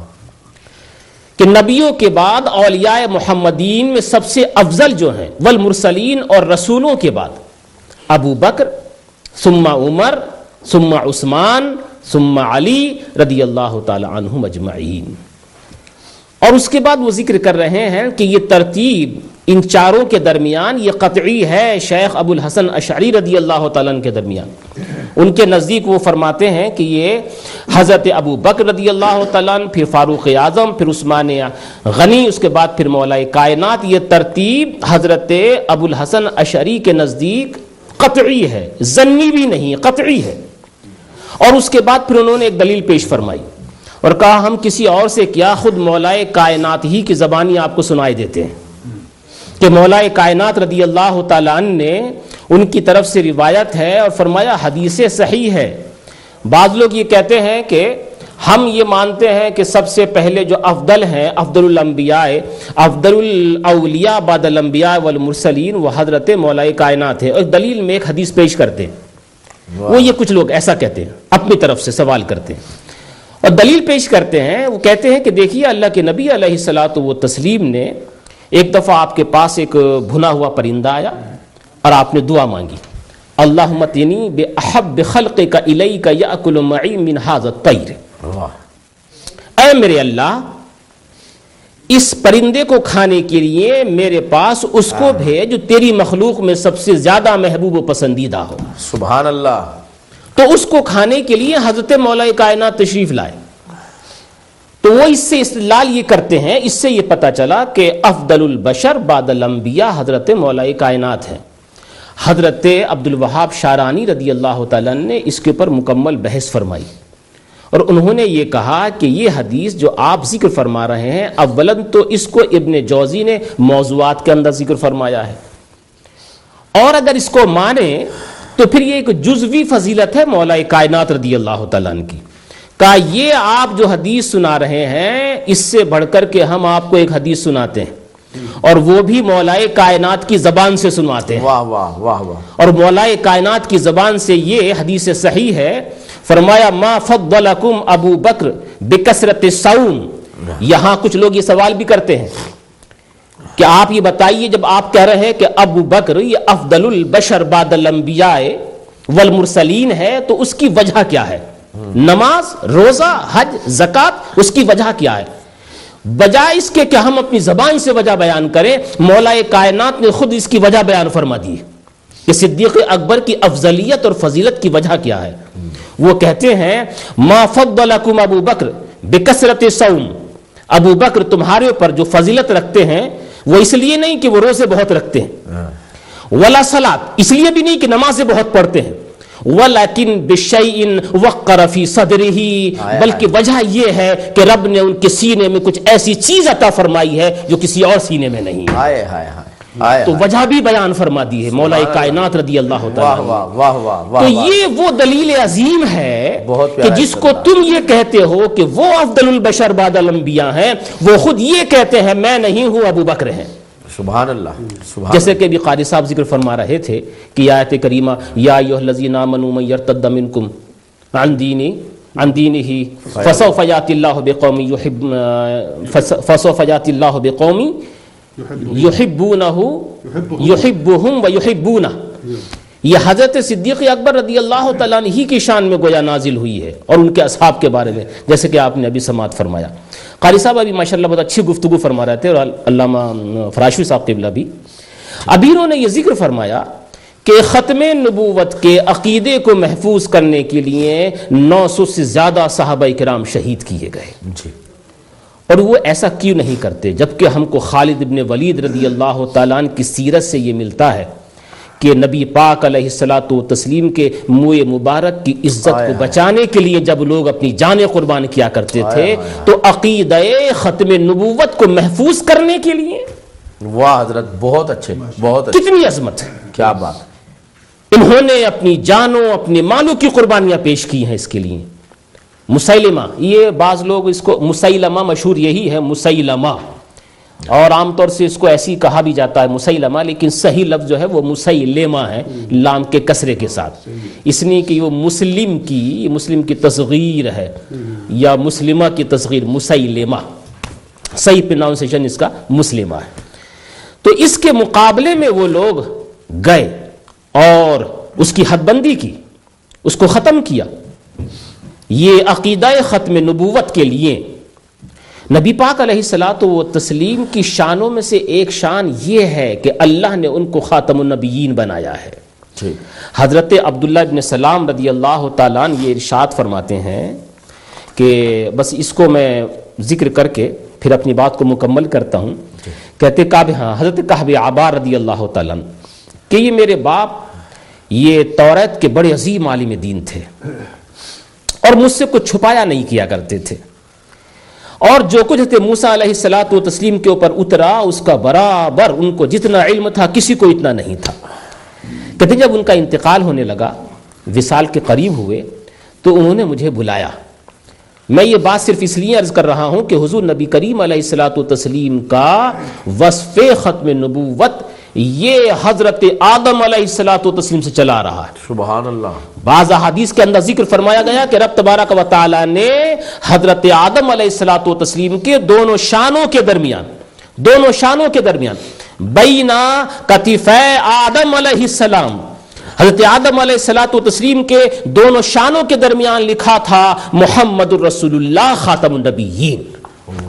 یہ عقیدہ حضرت آدم علیہ الصلاۃ والتسلیم سے ہوتا ہوا اسی طرح سے چلا رہا. تو حضرت کعب احبار رضی اللہ تعالیٰ عنہ ذکر فرماتے ہیں کہ میرے والد گرامی کا جب وقت وصال آیا مجھے قریب بلا کر کے یہ کہتے ہیں کہ دیکھو سامنے تم کو نظر تو نہیں آتا ہے لیکن ایک ہول ہے، ایک اس کے اندر میرے مرنے کے بعد اس کو کھولنا، اس میں تمہیں کچھ پیپر ملیں گے، وہ پیپر دیکھنا، اس میں جو لکھا ہوا ہے اس کے اوپر عمل کرنا.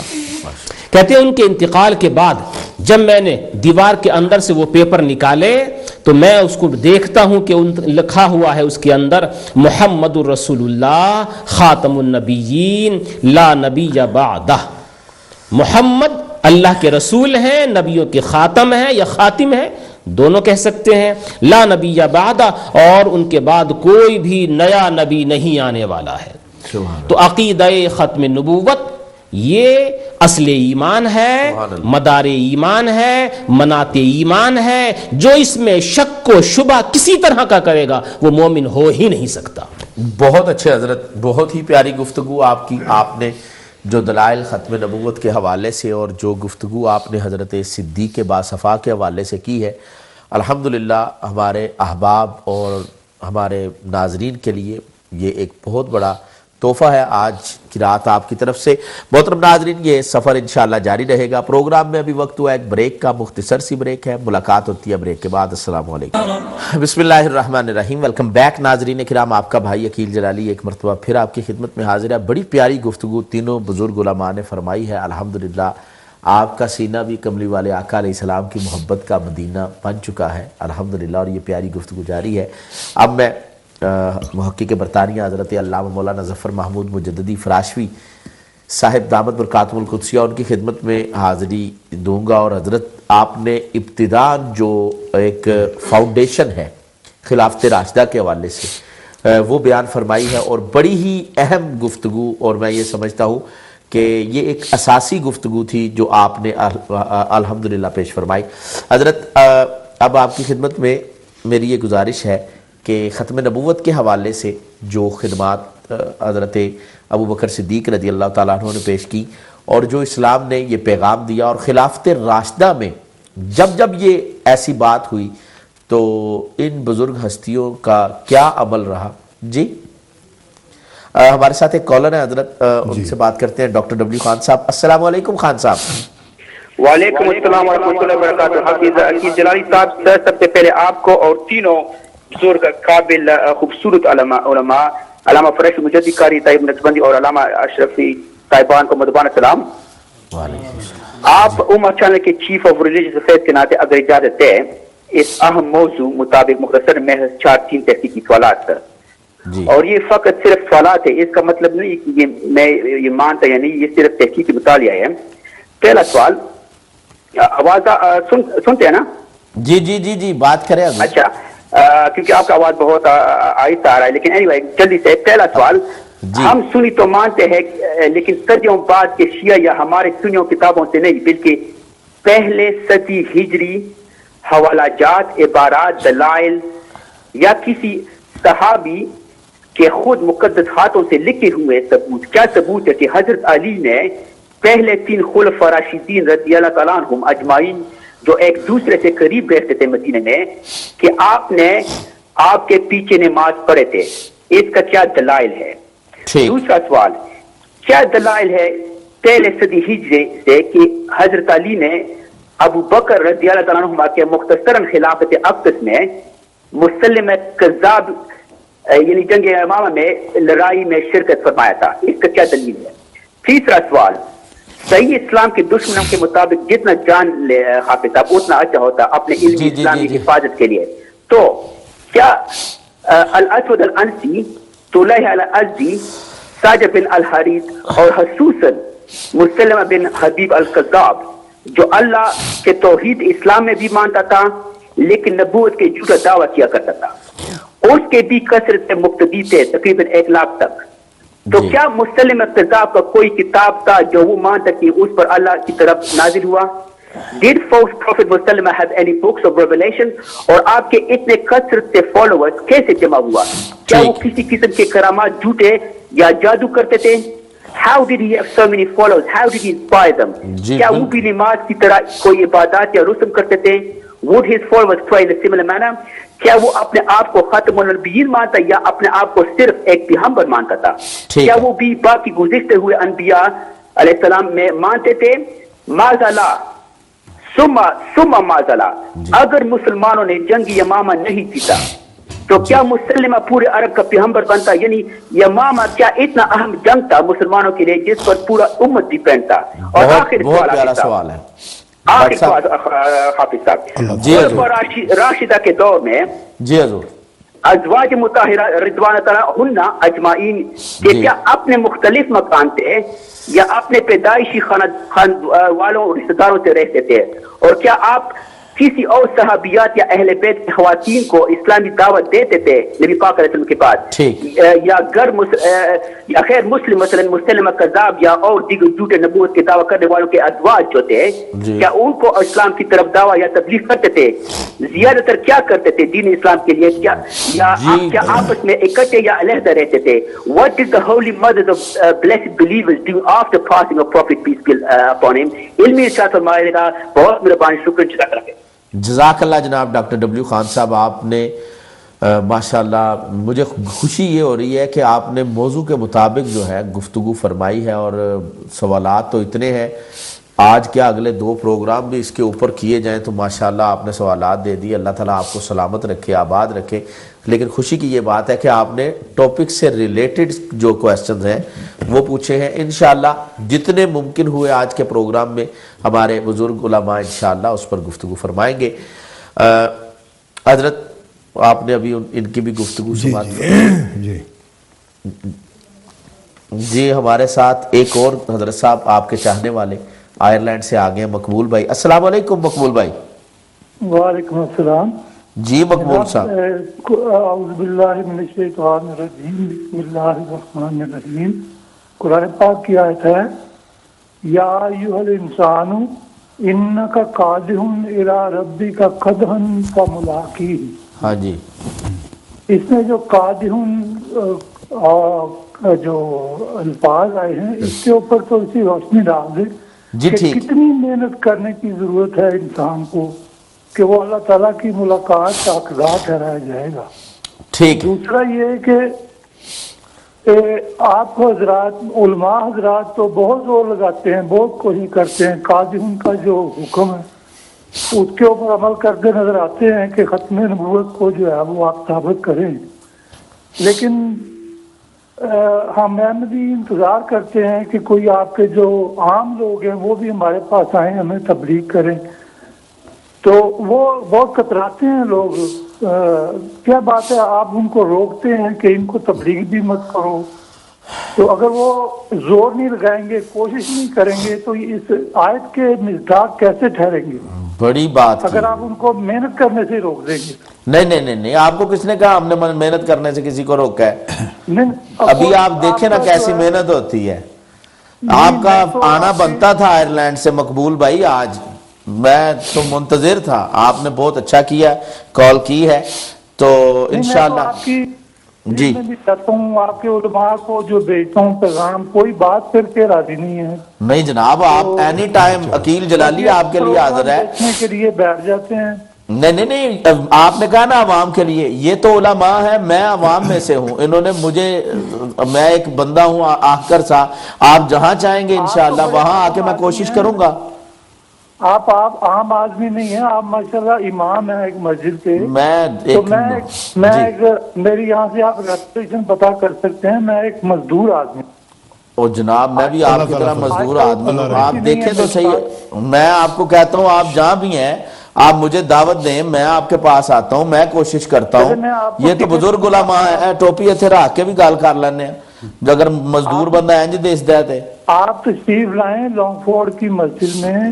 بس ٹھیک ہے، آپ نے بس اب انشاءاللہ اس پر آپ جب چاہیں گے انشاءاللہ ہم آپ سے گفتگو کرنے کے لیے، آپ سے بات کرنے کے لیے حاضر خدمت ہیں.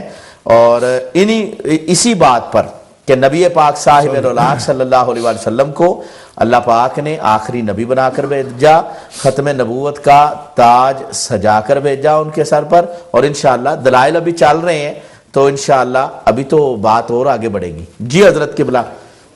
بسم اللہ الرحمن الرحیم.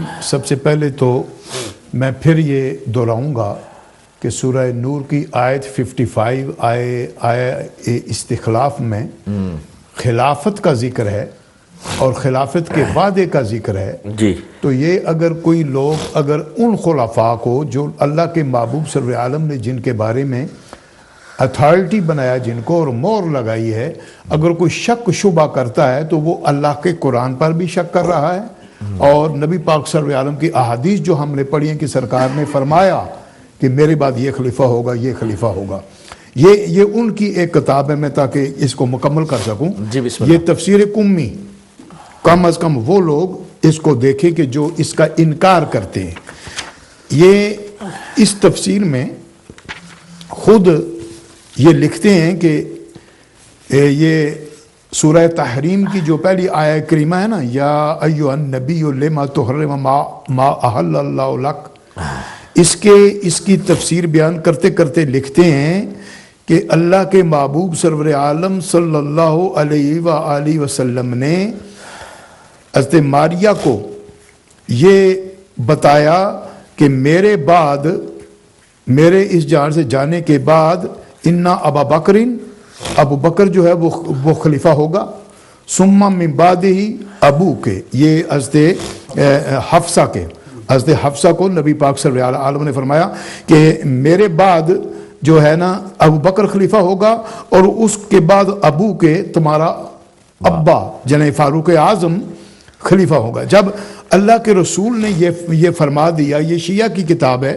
تفسیر ہے قمی، تو اب حضرت اس کو اپنے قریب رکھنا ہے ذرا۔ ہاں بالکل، وہ اس لیے کہہ رہا ہوں کہ ہمارے ایک بہت مہربان ساتھی کالر جو ہے تشریف لائے ہیں، ہو سکتا ہے ان کو یہ کتاب آپ کو دکھانی پڑ جائے۔ بالکل صحیح، محسن صاحب آئے ہیں Milton can say, G welcome کرتے ہیں جناب آپ کو۔ السلام علیکم۔ السلام علیکم جلالی صاحب، آپ کو ایک بھی آزادی ہے، مجھے کوئی بات نہیں۔ آپ کو سلام ہو اور آپ کے تینوں ریسپیکٹڈ گیسٹ کو سلام ہو۔ والسلام علیکم۔ تین عالم ہیں آپ کے، although آپ بھی عالم ہیں، بٹ آپ نے تین عالم گیسٹ رکھے ہیں، تو میں نے کہا 3 سوال ہو جائیں۔ جی بسم اللہ کریں۔ اس کی بیسس شورٹ سے شورٹ ہو۔ جی جی حکم۔ پہلی بات تو یہ ہے، موہن صاحب سے، فراشوی صاحب سے گفتگو ہو رہی تھی کئی دن پہلے، تو وہ فرما رہے تھے ناج البلاغہ کا ہمیں دے رہے تھے کہ حضرت علی نے خط لکھا اور اس کے اندر دلیل دے رہے تھے مجھے ناج البلاغہ کی، کیونکہ میں ناج البلاغہ کو مانتا ہوں، اس لیے مخالف کو اس کے اصولوں کی دلیل دی جاتی ہے۔ ٹھیک ہے، یہی بات حضرت علی نے امیر شام کو دی تھی کہ تو میرا مخالف ہے، یہ تیرے اصولوں کے حساب سے میں صحیح ہوں، نمبر 1۔ نمبر 2، آپ نے فرمایا آج آپ کی جو گفتگو ہو رہی ہے وہ خلیفہ راشد کی ہے۔ ٹھیک، راشد اس کو کہتے ہیں کہ جو دوسرے کا محتاج نہ ہو۔ کیا ہے یہ آپ کو کس نے کہا؟ آپ اس کی ڈیفینیشن بتا دیں، پھر وہ ڈیفینیشن بتائیں گے، بتا دیں گے کیا کہنا ہو، 1-2 ہفتے کے بعد میں پھر سوال کر لوں گا، ایسی کوئی بات نہیں، کوئی مسئلہ نہیں، ٹھیک ہے نا۔ آپ اپنی بس گفتگو جاری رکھیں۔ اچھا، ایک اور بات، یعنی کہ اللہ قرآن مجید میں کہتا ہے، میں آیت تو نہیں پڑھوں گا، ترجمہ کر دیتا ہوں۔ جی، یوما سے شروع ہوتی ہے، قیامت کے دن اللہ اپنے نبی کو رسوا نہیں ہونے دے گا، اور اس کو بھی رسوا نہیں ہونے دے گا جو حضور کے ساتھ ایمان لایا۔ ٹھیک ہے، ساتھ ایمان لایا، حضور کی ازواج حضور پر ایمان لائیں، اصحاب اکرام حضور پر ایمان لائے، ملا حضور پر ایمان لایا، آپ عالم اور میں حضور پر ایمان لائے۔ یہ حضور کے ساتھ ایمان لانے والا الگ ہے، حضور کب ایمان لائے آپ نے حدیث خود ہی بتائی ہے، کنت نبی آدم البین الماء والطین، حضور جب بھی نبی تھے جب حضرت آدم کا پتلا مٹی اور پانی کے درمیان تھا، تو اس کا مطلب یہ جو ہے نا بندہ، یہ جب سے ہی مسلمان جب یہ آپ کی منطق ہے، یہ آپ کی منطق ہے۔ اب نیکسٹ کویسچن کریں، یہ آپ کی غلط منطق ہے، اگلا نیکسٹ کویسچن کریں آپ محسن بھائی۔ ترجمہ بھی غلط ہے نا جو کر رہا ہے۔ ہاں وہ بھی۔ اچھا، لاسٹلی پلیز جی جی محسن بھائی، لاسٹ ویک طیب صاحب نے، السلام علیکم طیب صاحب نے فرمایا تھا کہ اگر کسی نے قرآن مجید کی آیت سنی ہے، پڑھی ہے، اور اس کے اوپر وہ نہیں چلا تو یہ گناہ ہے، اور اگر کوئی حدیث بھی کوئی ڈائریکٹ کسی نے سنی ہے اور اس کو وہ نہیں مانتا تو وہ بھی اتنا بڑا ہی گناہ ہے۔ ٹھیک ہے، یہ طیب صاحب نے فرمایا تھا۔ جی، میرے لفظ آئیڈینٹیکل نہیں ہے، سو سوری۔ نہیں ٹھیک ہے، میں اب آپ سے ریکویسٹ کروں گا، جی بسم اللہ۔ حضور نے کہا کہ میں چھوڑ کے جا رہا ہوں کتاب اللہ و عطرتی اہل بیتی۔ ٹھیک ہے، ایک بندہ کہنے لگا قرآن کافی ہے، اس نے تو اختلاف کیا کہ نہیں؟ یقیناً اس بندے نے سنا ہوگا کہ حضور نے کہا ہے کہ میں کتاب اللہ و عطرتی اہل بیتی چھوڑ کے جا رہا ہوں۔ ٹھیک، کچھ یہاں بھی ملتا ہے کہ سنت چھوڑ کے جا رہا ہوں، یعنی کہ 2 چیزیں چھوڑ کے جا رہا ہوں۔ چلیں، تو جو بندہ کہہ رہا جی قرآن کافی ہے، تو طیب صاحب کے حساب سے وہ غلط ہے یا طیب صاحب غلط ہے؟ ود ڈیو ریسپیکٹ، ٹھیک، فرمائیے۔ شکریہ، خداحافظ۔ بہت شکریہ محسن صاحب، بہت شکریہ، آپ کے سوالات آگے انشاءاللہ جو الفاظ کے معانی ہیں اور اس سے میننگز کیا ہے وہ انشاءاللہ علماء کرام آپ کو بتائیں گے۔ سوال آپ نے کر دیا، انشاءاللہ اس پر گفتگو رہے گی۔ حضرت بڑی پیاری گفتگو آپ جی، اسی لیے دراصل وہ ایک ختم ہو نا تو پھر اگر سوال ہو، وہ یہ تھا کہ ان کی اپنی تفسیر میں موجود ہے کہ اللہ کے محبوب سرور عالم نے جناب حفصہ کو کہا کہ میرے بعد یہ خلیفہ ہوگا، وہ خلیفہ ہوگا، اور آپ نے ناراضگی کا اظہار نہیں کیا کہ ان کو نہ بنانا یا یہ کیوں ہوں گے، اور قرآن عظیم میں آیت استخلاف بھی ہے، اور پھر یہ سیدنا پیر میر علی شاہ صاحب بہت بڑے عالم بھی تھے اور سید آل رسول جناب غوث پاک کی اولاد ہیں، یہ ان کی کتاب ہے. یہ ہے بھی یہ سنی اور شیعہ دونوں کو سمجھانے کے لیے ہے اور ان کے درمیان اختلاف کو دور کرنے کے لیے کہ اس کو پڑھو اور سمجھو. وہ یہ کہتے ہیں کہ آیت استخلاف کو سامنے رکھیں تو اسلام کی نشو و نما 4 مراحل میں ہوئی ہے، 4 مرحلے ہوئے ہیں.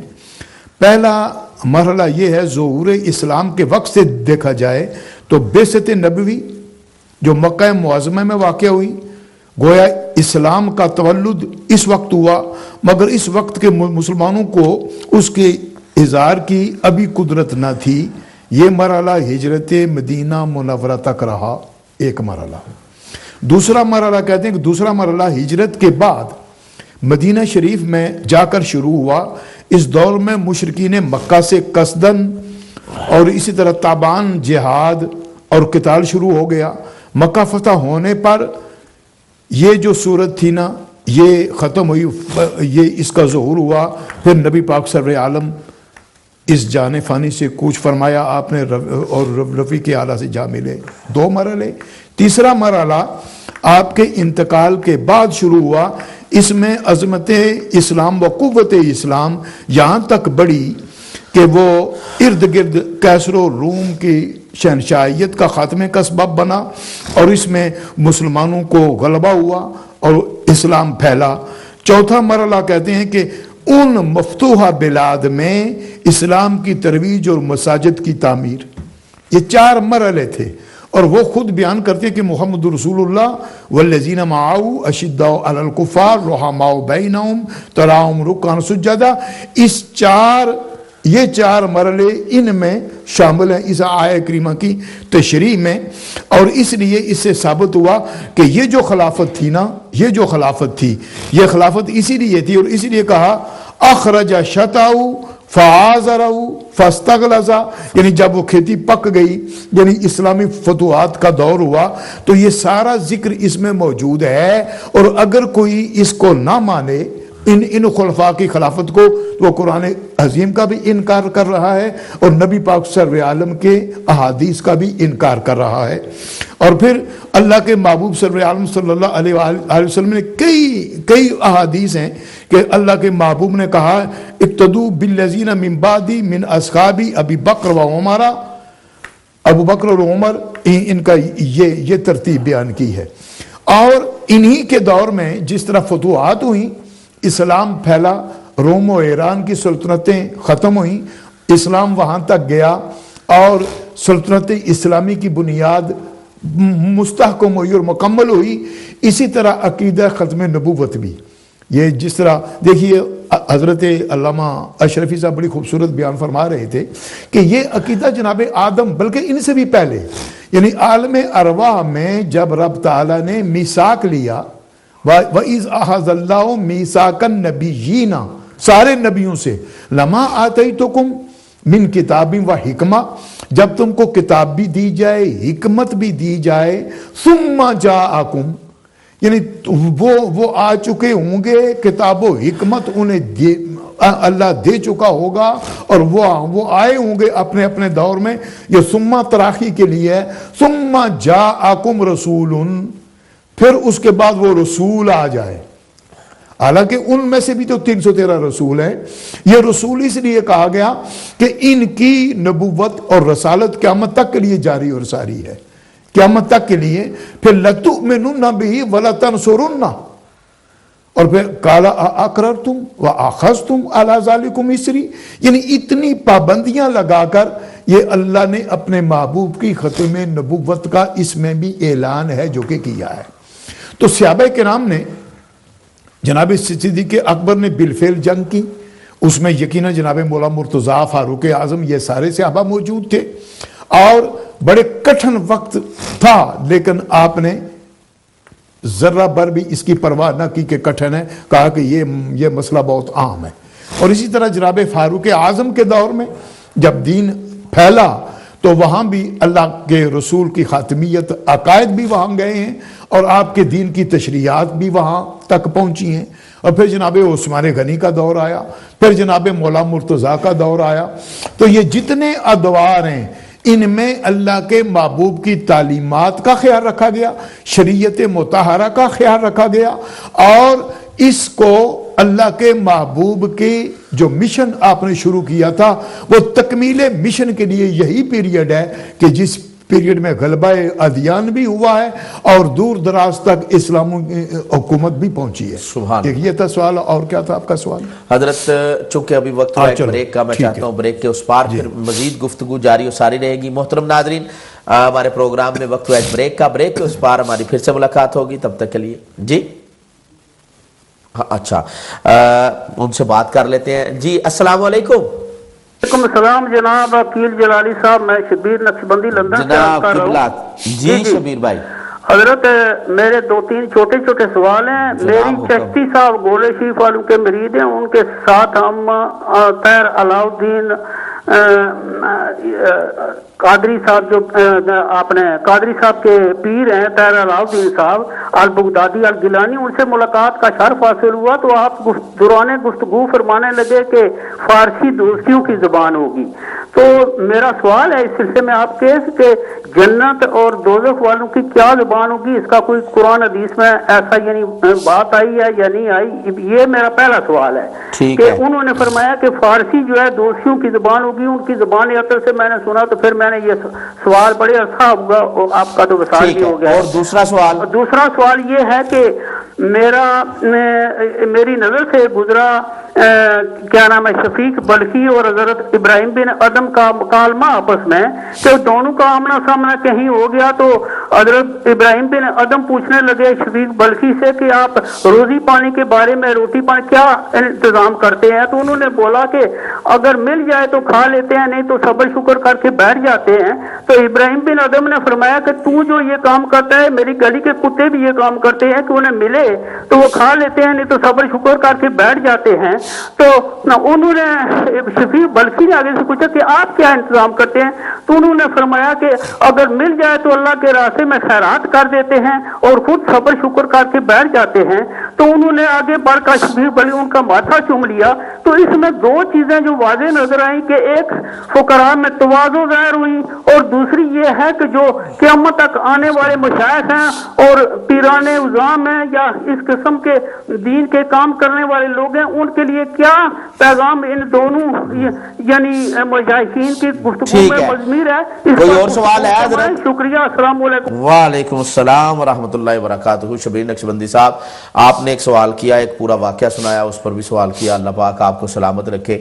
اب پروگرام میں وقت ہے بریک کا، چلتے ہیں بریک کی طرف. السلام علیکم. بسم اللہ الرحمن الرحیم. ویلکم بیک ناظرین کرام، ایک مرتبہ پھر آپ کا بھائی عقیل جلالی آپ کی خدمت میں حاضر ہے. امید رکھتا ہوں کہ آپ لوگ ٹھیک ہوں گے، اور الحمدللہ ہمارے جو دوست سوالات کر رہے ہیں اور ہمارے بزرگ علماء جو جوابات دے رہے ہیں، آپ اس سے محظوظ ہو رہے ہوں گے. قبلہ مفسر قرآن حضرت علامہ مولانا قاری محمد طیب نقشبندی صاحب کی خدمت میں جانا چاہتا ہوں. حضرت محترم محسن صاحب ملٹن کیت سے انہوں نے جو سوالات پیش کیے، میں چاہتا ہوں اس پر اگر آپ کوئی گفتگو فرمائیں اور ان کے سوالات کے جوابات اگر عنایت فرمائیں تو شکریہ. بسم اللہ الرحمن الرحیم.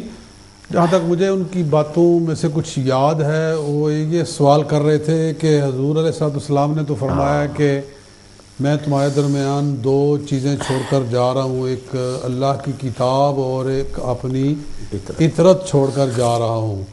اور پھر انہوں نے اشارہ کیا ادھر کہ حضرت عمر نے کہا تھا کہ ہمیں اللہ کی کتاب کافی ہے. مطلب یہ ہے کہ انہوں نے اطرت کو چھوڑ دیا. استغفر اللہ. تو معاذ اللہ یہ لوگ طرح طرح کے وسوسوں میں الجھے ہوئے ہیں. یہ رسول پاک صلی اللہ علیہ وسلم نے فرمایا ہے کہ میں تمہارے درمیان 2 چیزیں چھوڑ کر جا رہا ہوں، انی تارک فیکم الثقلین کتاب اللہ و عطرتی اہل بیتی.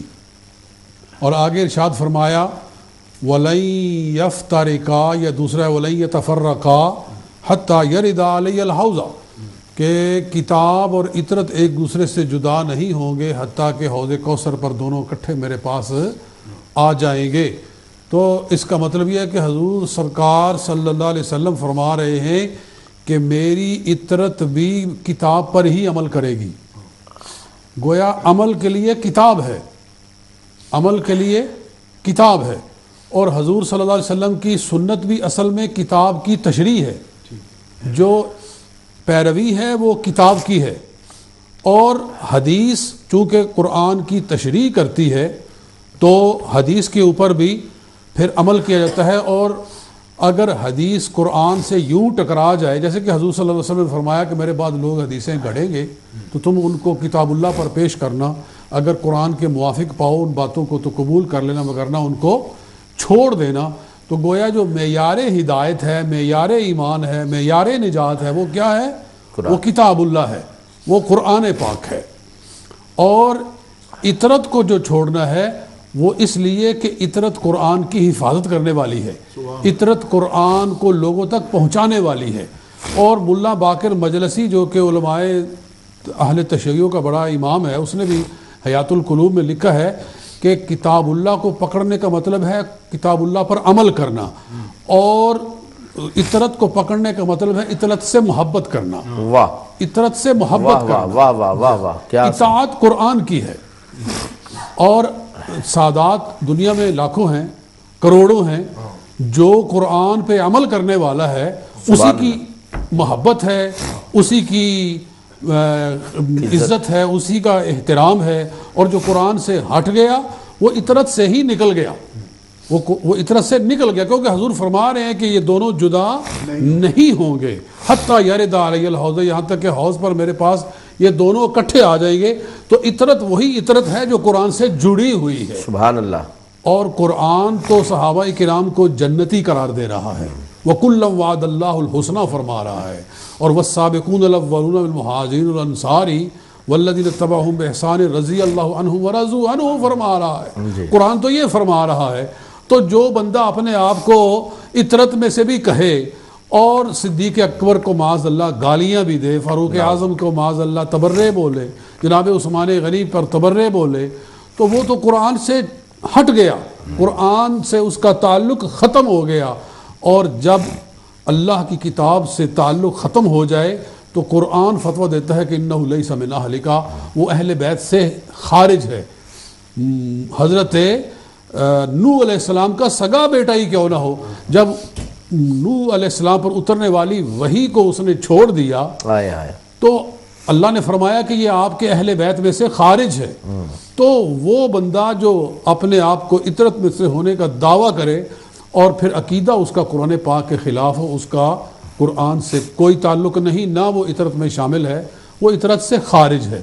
اسی لیے جناب عمر فاروق فرما رہے ہیں کہ کتاب اللہ حسبنا کتاب اللہ، ہمیں کتاب اللہ کافی ہے، اس لیے کہ کتاب اللہ ہی معیار ہدایت اور معیار ایمان ہے۔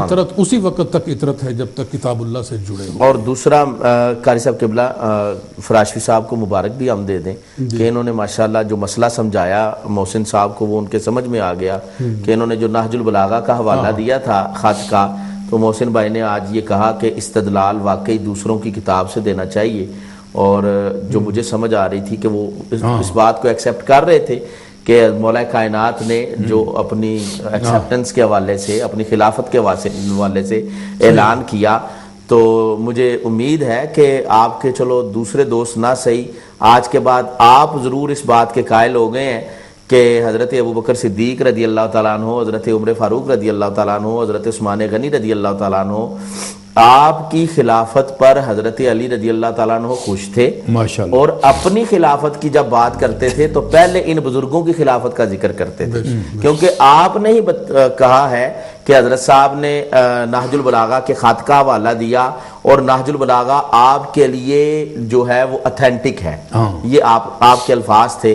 تو میں آپ کو مبارک دیتا ہوں کہ آپ اچھے بندے ہیں، کہ آپ جو اچھی بات دلیل سے ہو وہ آپ قبول کرتے ہیں، اور علامہ صاحب آپ کا بھی شکریہ ادا کرتا ہوں کہ بہار شریعہ کے پروگرام میں آپ نے یہ مسئلہ بیان کیا اور ہمارے بھائی نے بڑی محبت سے اس کو قبول کیا۔ اللہ تعالیٰ مزید لوگوں کو یہ توفیق دے۔ چلو بخاری شریف سے نہ صحیح، مسلم شریف سے نہ صحیح، اپنی مرضی، نہج البلاغہ سے ہی اگر آپ صحابہ کی شان سمجھنا چاہتے ہیں تو یہ میرے سامنے ابھی پڑھی ہوئی ہے نہج البلاغہ، حضرت نے پاس رکھی ہوئی ہے، یہ تفسیر قمی بھی پاس رکھی ہوئی ہے، احتجاج تبرسی بھی ہے، اور دیکھیں، اور حضرت صاحب تو حیات القلوب کے حوالے آپ کو ملا باقر مجلسی کی زبانی بتا رہے تھے، جو آپ اعتراض نہیں، کنفیوزڈ، کیونکہ کئی بار ہوتا ہی ہے کہ انفارمیشن مکس ہو جاتی ہے یا اس طرح سے، تو وہ حضرت نے آپ کو ہماری زبانی نہیں، ماشاءاللہ، اور وہ آپ کو ملا باقر مجلسی کی زبانی بتا دیا کہ اس سے مراد کیا ہے، کہ اللہ کی کتاب کا درجہ اور اطرت کے حوالے سے کس طرح کا رویہ رکھنا چاہیے۔ امید ہے کہ آپ چلے ہماری نہ صحیح ملا باقر مجلسی کی اس تشریح کو ضرور مانیں گے اور ضرور سمجھیں گے۔ ایک جلدی سے حضرت یہ بتا دیجئے گا، وہ جو مقبول صاحب آئے تھے، ہو سکتا ہے میں آئرلینڈ ان کے پاس جاؤں، اگر انہوں نے دوبارہ مجھے فون کر کے بلایا تو انہوں نے ایک آیت پڑھی تھی، یا ایھا الذین آمنوا انک کادح الی ربک قدحا فملاقی، تو وہ کہتے تھے اس کا مطلب کیا ہے؟ مطلب تو یہی ہے نا کہ یا ایھا الانسان، اے انسان، انک کادح الی ربک قدحا فملاقیہ، تو دھیرے دھیرے اپنے رب کی طرف راستہ بنا رہا ہے، یعنی انسان کو اس کی موت کی طرف متوجہ کیا جا رہا ہے، وملاقیہ، اور پھر تو اللہ تعالیٰ کے ساتھ جا کر ملنے والا ہے، ایک دن تیری اللہ کے سامنے پیشی ہو جائے گی اور وہاں تجھے پھر کھڑا کر دیا جائے گا۔ یا ایھا الانسان انک کادح الی ربک قدحا فملاقی۔ بہت اچھے حضرت، آپ نے یہ، اب اس سے وہ کیا سمجھنا چاہتے ہیں یا کیا کہنا چاہتے ہیں وہ بات بنتی نہیں ہے۔ بات یہ ہے کہ قرآن مجید میں ختم نبوت کے حوالے سے اگر کوئی بات آپ کرنا چاہیں تو ضرور آگے آ کے کریں، انشاءاللہ علماء کرام جواب دیں گے۔ قبلہ مفتی صاحب، آپ کی خدمت میں آنا چاہتا ہوں، نبی پاک صلی اللہ علیہ وآلہ وسلم کے دور میں کیا صحابہ کبار نے کچھ کتابیں لکھیں یا سرکار کی باتیں محفوظ کی، یا نبی پاک علیہ الصلوۃ والسلام کا جو ظاہری وصال ہوا اس کے فوراً بعد یہ جو ہمیں باتیں ملتی ہیں کہ حضرت ابو بکر صدیق رضی اللہ تعالیٰ عنہ، حضرت فاروق اعظم، حضرت عثمان غنی، مولا کائنات، ان کے احوال، ان کے حوالے سے، ان کی بیعت کرنے کے حوالے سے، مولا کائنات کیا حضرت ابو بکر کے پیچھے نمازیں پڑھتے تھے؟ کیا حضرت عمر کے دور میں، حضرت عثمان کے دور میں، حضرت ابو بکر کے دور میں انتظامی معاملات میں کیا آپ شمولیت لیتے تھے؟ کیا ایسے کوئی دلائل براہین ملتے ہیں؟ کیا ان کی آپس میں کوئی جنگ تھی یا کوئی پیار والا سلسلہ تھا حضرت؟ بسم اللہ الرحمن الرحیم۔ جناب والا، یہ جو آپ نے سوال فرمایا ہے اس کا جواب اختصاراً اس سے پہلے بھی دیا جا چکا ہے، کہ میں تو سمجھتا ہوں کہ حضرت مولا کائنات کی زبان سے صدیق اکبر کی جو فضیلتیں بیان کی گئی ہیں، اتنی فضیلتیں تو کسی اور کی زبان سے ملی بھی نہیں ہیں۔ اللہ اکبر۔ حضرت مولا کائنات نے صدیق اکبر رضی اللہ تعالیٰ عنہ کی ایسی فضیلتیں ذکر فرمائی ہیں، بلکہ ایسے موقع پر بھی جب لوگوں نے کہا کہ آپ سب سے زیادہ بڑے بہادر ہیں، آپ نے فرمایا نہیں، واہ واہ واہ واہ واہ، میں تو ہوں ہی، لیکن مجھ سے بڑا بہادر بھی کوئی اور ہے۔ ایسے موقع سے مریدین کے درمیان عام طور سے کسی دوسرے کی فضیلتوں کو بیان کرنا بڑا مشکل ہوتا ہے۔ آج کے زمانے میں کوئی پیر صاحب بیٹھے ہوئے ہوں اور پھر وہ پیر صاحب، کوئی مرید ان سے پوچھے کہ آپ کی شان بڑی ہے یا فلاں پیر کی، ایسا موقع امتحان کا موقع ہوتا ہے۔ سبحان اللہ۔ ایسے وقت میں گویا اپنے نفس کو مارا جاتا ہے۔ مولا کائنات رضی اللہ تعالیٰ نے ایسے نازک وقت میں بھی، جبکہ ان کے چاہنے والے نے، ان کے مرید نے ان سے مسئلہ پوچھا ہے، تو آپ نے برملا ارشاد فرما دیا، مجھ سے بڑا بہادر بھی کوئی ہے۔ اور یہ جو حدیث میں نے ابھی آپ کے سامنے ذکر کی تھی، مولا کائنات ہی کی طرف سے حدیث صحیح ہے کہ نبی کریم علیہ الصلاۃ والتسلیم کے اس عظیم صحابی ما فضلکم ابو بکر بکثرۃ صوم ولا صلاۃ، یہ حضرت مولا کائنات کی طرف سے۔ اور اس کے بعد پھر یہ الگ سے جو ذکر کیا گیا، دیکھیے وہ فرماتے ہیں کہ مما فضل به ابو بکر رضی اللہ تعالیٰ عنہ۔ اچھا، پہلے میں آپ کے سوال کی طرف آتا ہوں۔ آپ فرما رہے تھے کہ حضور نبی کریم علیہ الصلاۃ والتسلیم کے زمانے میں کیا کتابیں لکھی گئیں؟ نہیں، اس زمانے میں کوئی کتاب نہیں لکھی گئی، بلکہ نبی پاک علیہ الصلاۃ والتسلیم نے ایک طور سے منع فرما دیا تھا، خلط ملط نہ ہو قرآن عظیم سے اور میری زبان پاک سے نکالے ہوئے جو الفاظ ہیں ان سے۔ ہاں، کچھ صحابہ کرام اپنے طور سے لکھا کرتے تھے۔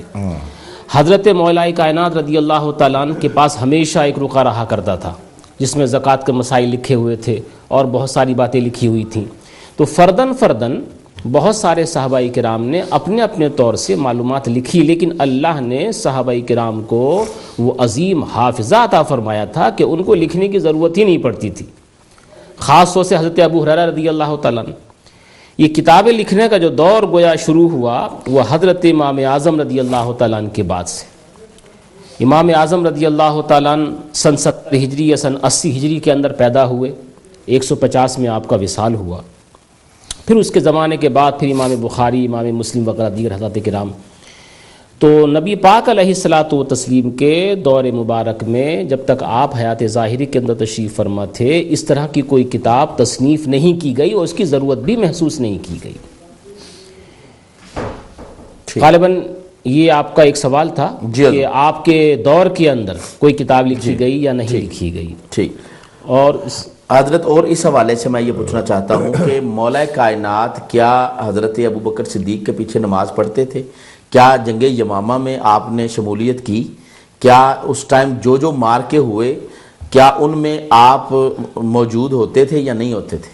حضرت صدیق اکبر رضی اللہ تعالیٰ عنہ حضرت مولا کائنات جنگ یمامہ میں تھے؟ حضرت مولا کائنات رضی اللہ تعالیٰ عنہ، جیسے کچھ لوگ ایسا ذکر کر دیتے ہیں کہ صدیق اکبر کے پیچھے نمازیں نہیں پڑھی انہوں نے، معاذ اللہ ثم معاذ اللہ.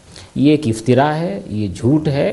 حضرت مولا کائنات رضی اللہ تعالیٰ عنہ جب صدیق اکبر کو اپنا امام مان چکے ہیں، ان کے ہاتھ کے اوپر انہوں نے بیعت کر لی ہے، اب نماز نہ پڑھنے کا کیا معنی رکھتا ہے؟ بالکل. جو لوگ بھی کہتے ہیں وہ افتراء کرتے ہیں، بہتان مانتے ہیں اور غلط بات بتاتے ہیں. ٹھیک.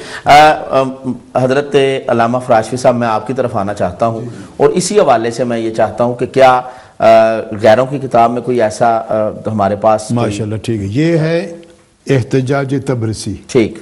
یہ ان کی بڑی مضبوط کتاب ہے. اس کا صفحہ 94. اس میں یہ لکھا ہوا ہے وصلی خلف ابی بکر. جناب مولا مرتضیٰ نے جناب ابو بکر کے پیچھے نماز پڑھی. ٹھیک. ویسے بھی جتنی نمازوں میں وہ موجود تھے، ایک بھی کوئی روایت ایسی نہیں کہ انہوں نے نہ پڑھی ہو. بالکل. بعد میں بہت ساری کتابوں میں انہوں نے تحریف کر دی ہے، لیکن یہ لفظ موجود ہیں. اگر کیمرہ اگر اس کو فوکس کریں تو یہ وصلی خلف ابی بکر یہ موجود ہے. ٹھیک. ٹھیک. جی. تو اب جب ان کی اپنی کتابوں میں یہ احتجاج تبرسی کا حوالہ الحمدللہ اس میں موجود ہے، تو اس کے علاوہ اور کیا یہ اپنی کتابیں میں نہیں پڑھتے؟ کیا کریں ہم؟ قاری صاحب قبلہ، میں آپ سے پوچھنا چاہوں گا یہ جو جنگیں وغیرہ ہوتی تھیں، کیا اس میں آپ شمولیت اختیار کرتے تھے یا کوئی انتظامی معاملات میں جب کوئی فیصلہ آتا تھا تو جناب ابوبکر صدیق کی بارگاہ میں یا فاروق اعظم کی بارگاہ میں کیا مولا کائنات کچھ حصہ لیتے تھے یا ناراض کدھر سائڈ تے کھڑے ہوتے تھے؟ نہیں، جنگوں میں آپ نہیں گئے. جی. جتنی جنگیں ہوئی ہیں ان میں دور صدیقی میں، دور فاروقی میں، دور عثمانی میں جو غزوات جو حروب ہوئی ہیں، جنگیں ہوئی ہیں، ان میں وہ شرکت کے لیے نہیں گئے. اس لیے نہیں گئے کہ ان کو جانے نہیں دیا گیا. خود جو خلفاء تھے ان کو اپنے پاس رکھتے تھے، اس لیے کہ ان کے مشورے اتنے اہم تھے کہ ساری جنگ ایک طرف اور مولا علی کا ایک مشورہ ایک طرف. واہ واہ. وہ مشیر تھے خلفاء کے اور ان کو اچھے مشورے دیتے تھے. چنانچہ یہ نہج البلاغہ ہمارے سامنے موجود ہے کہ حضرت عمر فاروق رضی اللہ تعالیٰ نے جب جنگ عراق کے اندر عراق میں خود جانا چاہا، بالکل کہ میں جا کر عراق کی لڑائی میں باقاعدہ طور پر خود شامل ہوں، تو مولا مرتضیٰ جناب حیدر کرار رضی اللہ تعالیٰ عنہ نے ان کو منع فرمایا اور فرمایا کہ آپ نہ جائیں، اس لیے کہ آپ کی حیثیت اس وقت اس طرح سے ہے مسلمانوں کے لیے جیسے کہ تسبیح کے اندر دھاگے کی حیثیت ہوتی ہے کہ جس نے پورے تسبیح کے نظام کو سنبھالا ہوا ہوتا ہے. آپ کی ذات کے ذریعے پورا اسلام مضبوط ایک دھاگے میں پرویا ہوا ہے. اگر آپ چلے گئے اور خدا نخواستہ آپ کو وہاں جنگ میں کچھ ہو گیا تو پورے عالم اسلام میں مسلمانوں کی کوئی جائے پناہ باقی نہیں رہ جائے گی. یہ نہج البلاغہ کے اندر سارے لکھے ہوئے ہیں عبارات. شاید یہاں کوئی حوالہ بھی لگا ہوا ہوگا کیونکہ علامہ صاحب کتاب لے کر آئے ہیں. تو وہ مشورے دینے والے تھے، وہ ان کی ہر بات پہ ان یعنی مختصر ہم یہ کہہ سکتے ہیں کہ یہ ایک صرف فضا بنائی جا رہی ہے، ہوا کریٹ کرنے کی کوشش کی جا رہی ہے کہ کوئی ان میں لڑائی تھی.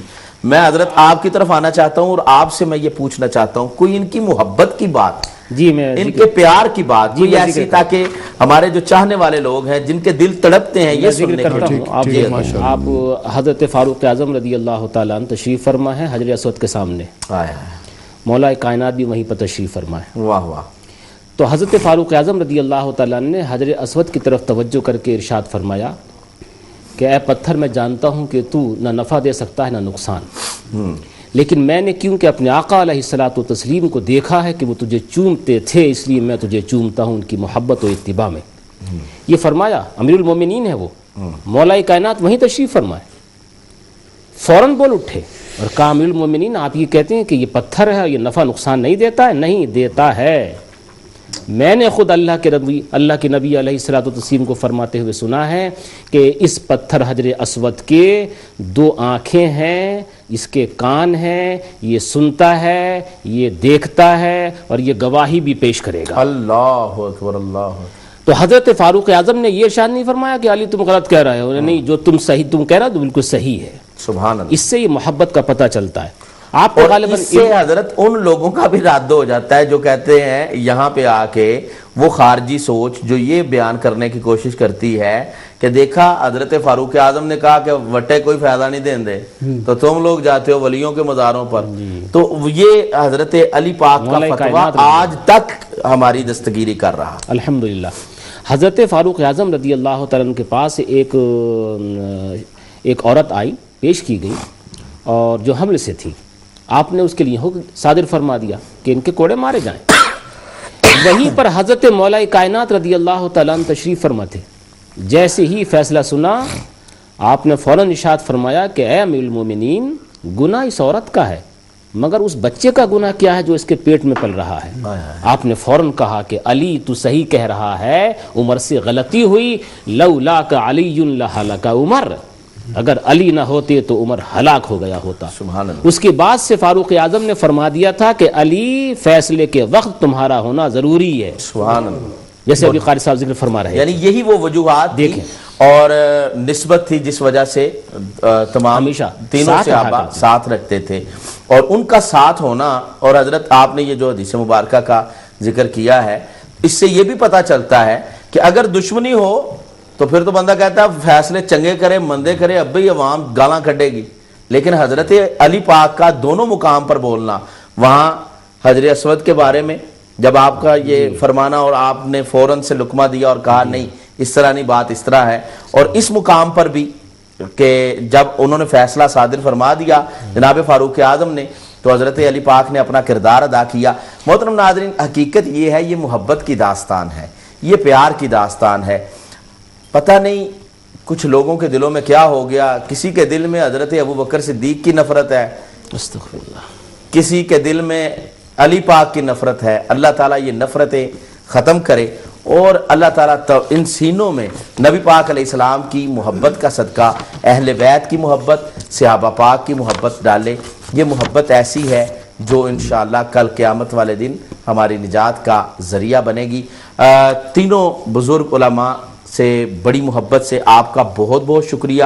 آپ تشریف لائے، آپ نے بڑے بڑے پیارے سوالات کے جوابات عطا فرمائے. آپ کا آنا ہمارے لیے باعث عزت باعث برکت ہے. اللہ تعالیٰ آپ کو سلامت رکھے. محترم ناظرین آپ کا بہت بہت شکریہ کہ آپ نے شروع سے لے کر ابھی تک اس پروگرام کو دیکھا، سنا، سوالات آپ جو پیش کرتے رہے. انشاءاللہ نیکسٹ ویڈنسڈے پھر ہماری ملاقات ہوگی بہار شریعہ کے پروگرام میں. تب تک کے لیے اپنے بھائی عقیل جیلانی کو اجازت دیجیے گا. اللہ نگہبان. السلام علیکم ورحمۃ اللہ وبرکاتہ.